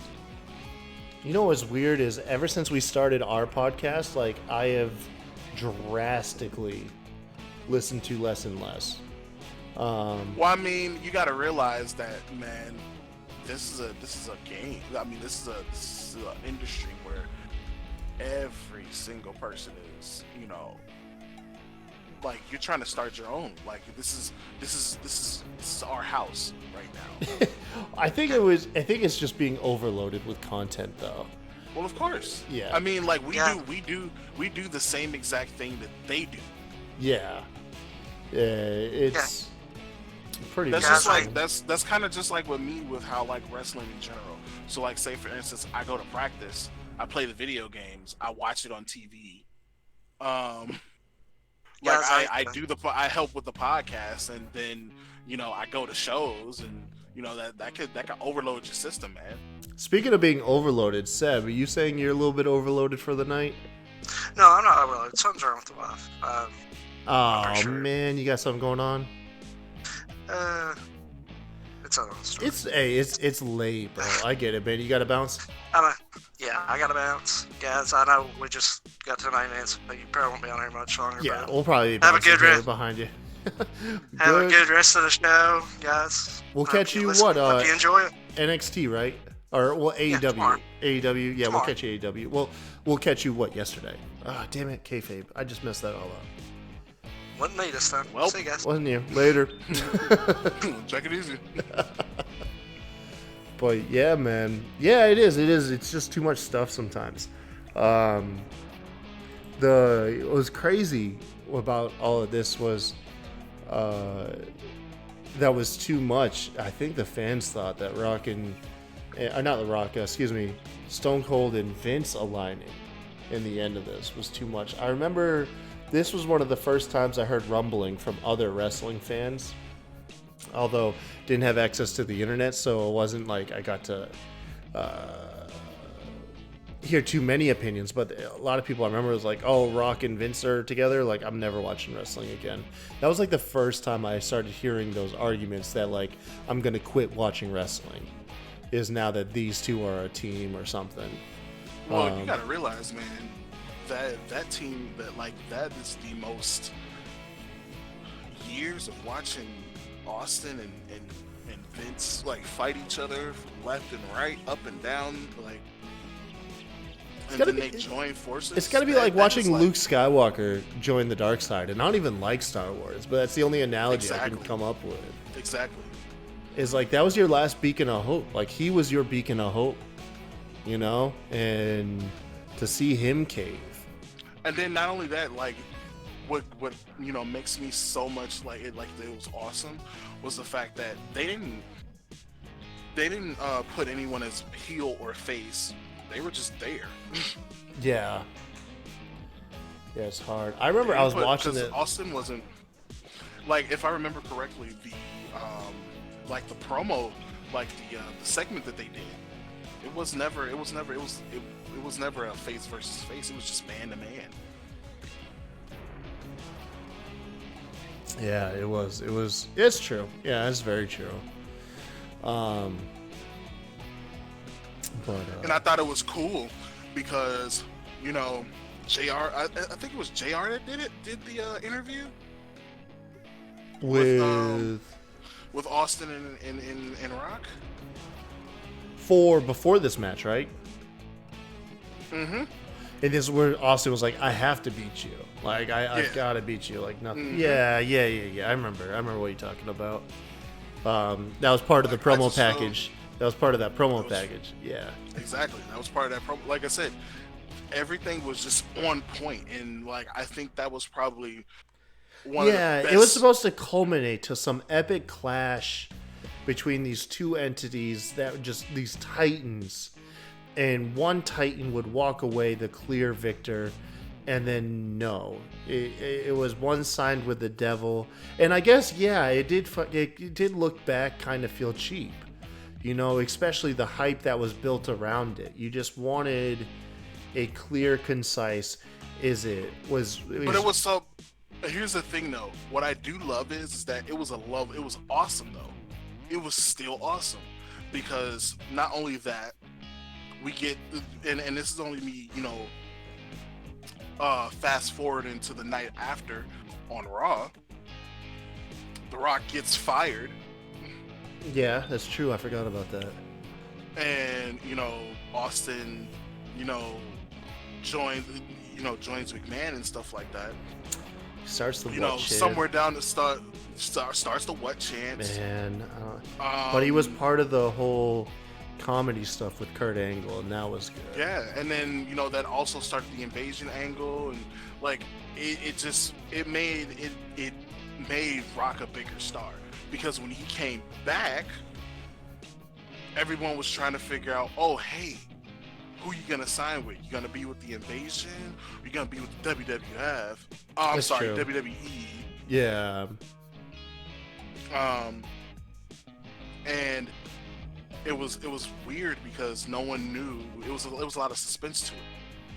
That's what I like about it. Like, I didn't expect Austin to you know, be with Vince. I didn't. I thought they were gonna be fighting forever. Yeah, I have a hard time. I go back and forth with this one. If I want to, if I want to undo that stuff, or if it still holds its place.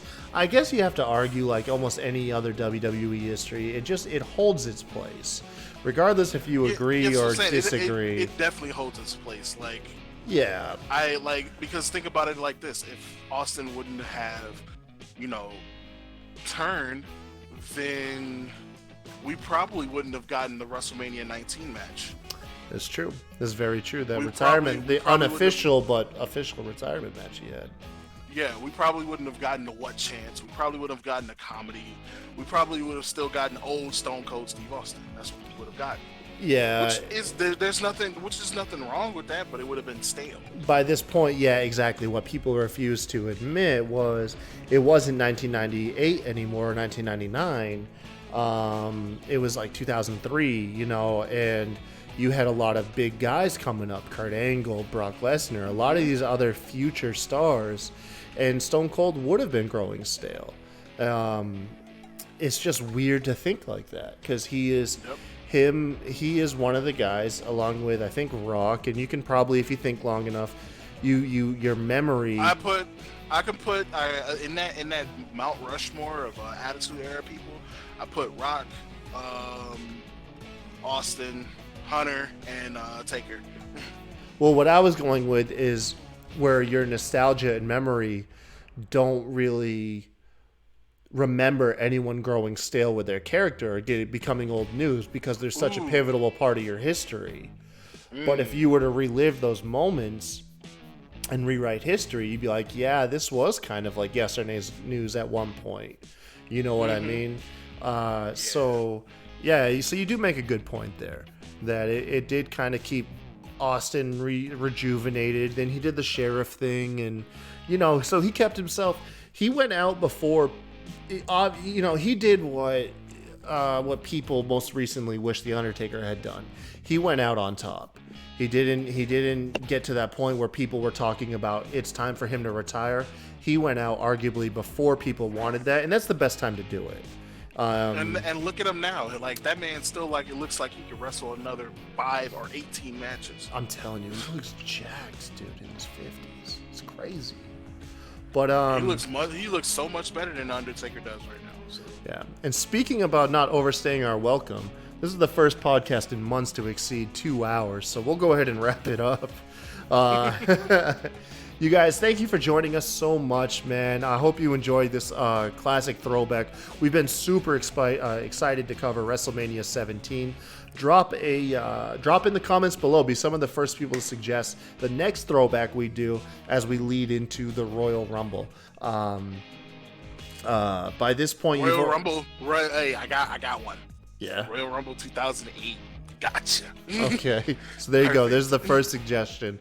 Other than that, make sure to stay tuned for our predictions episode for the upcoming TLC pay-per-view, and of course, watch our TLC recap. But until then, you guys, thank you, and until next time, have a good one. Deuces.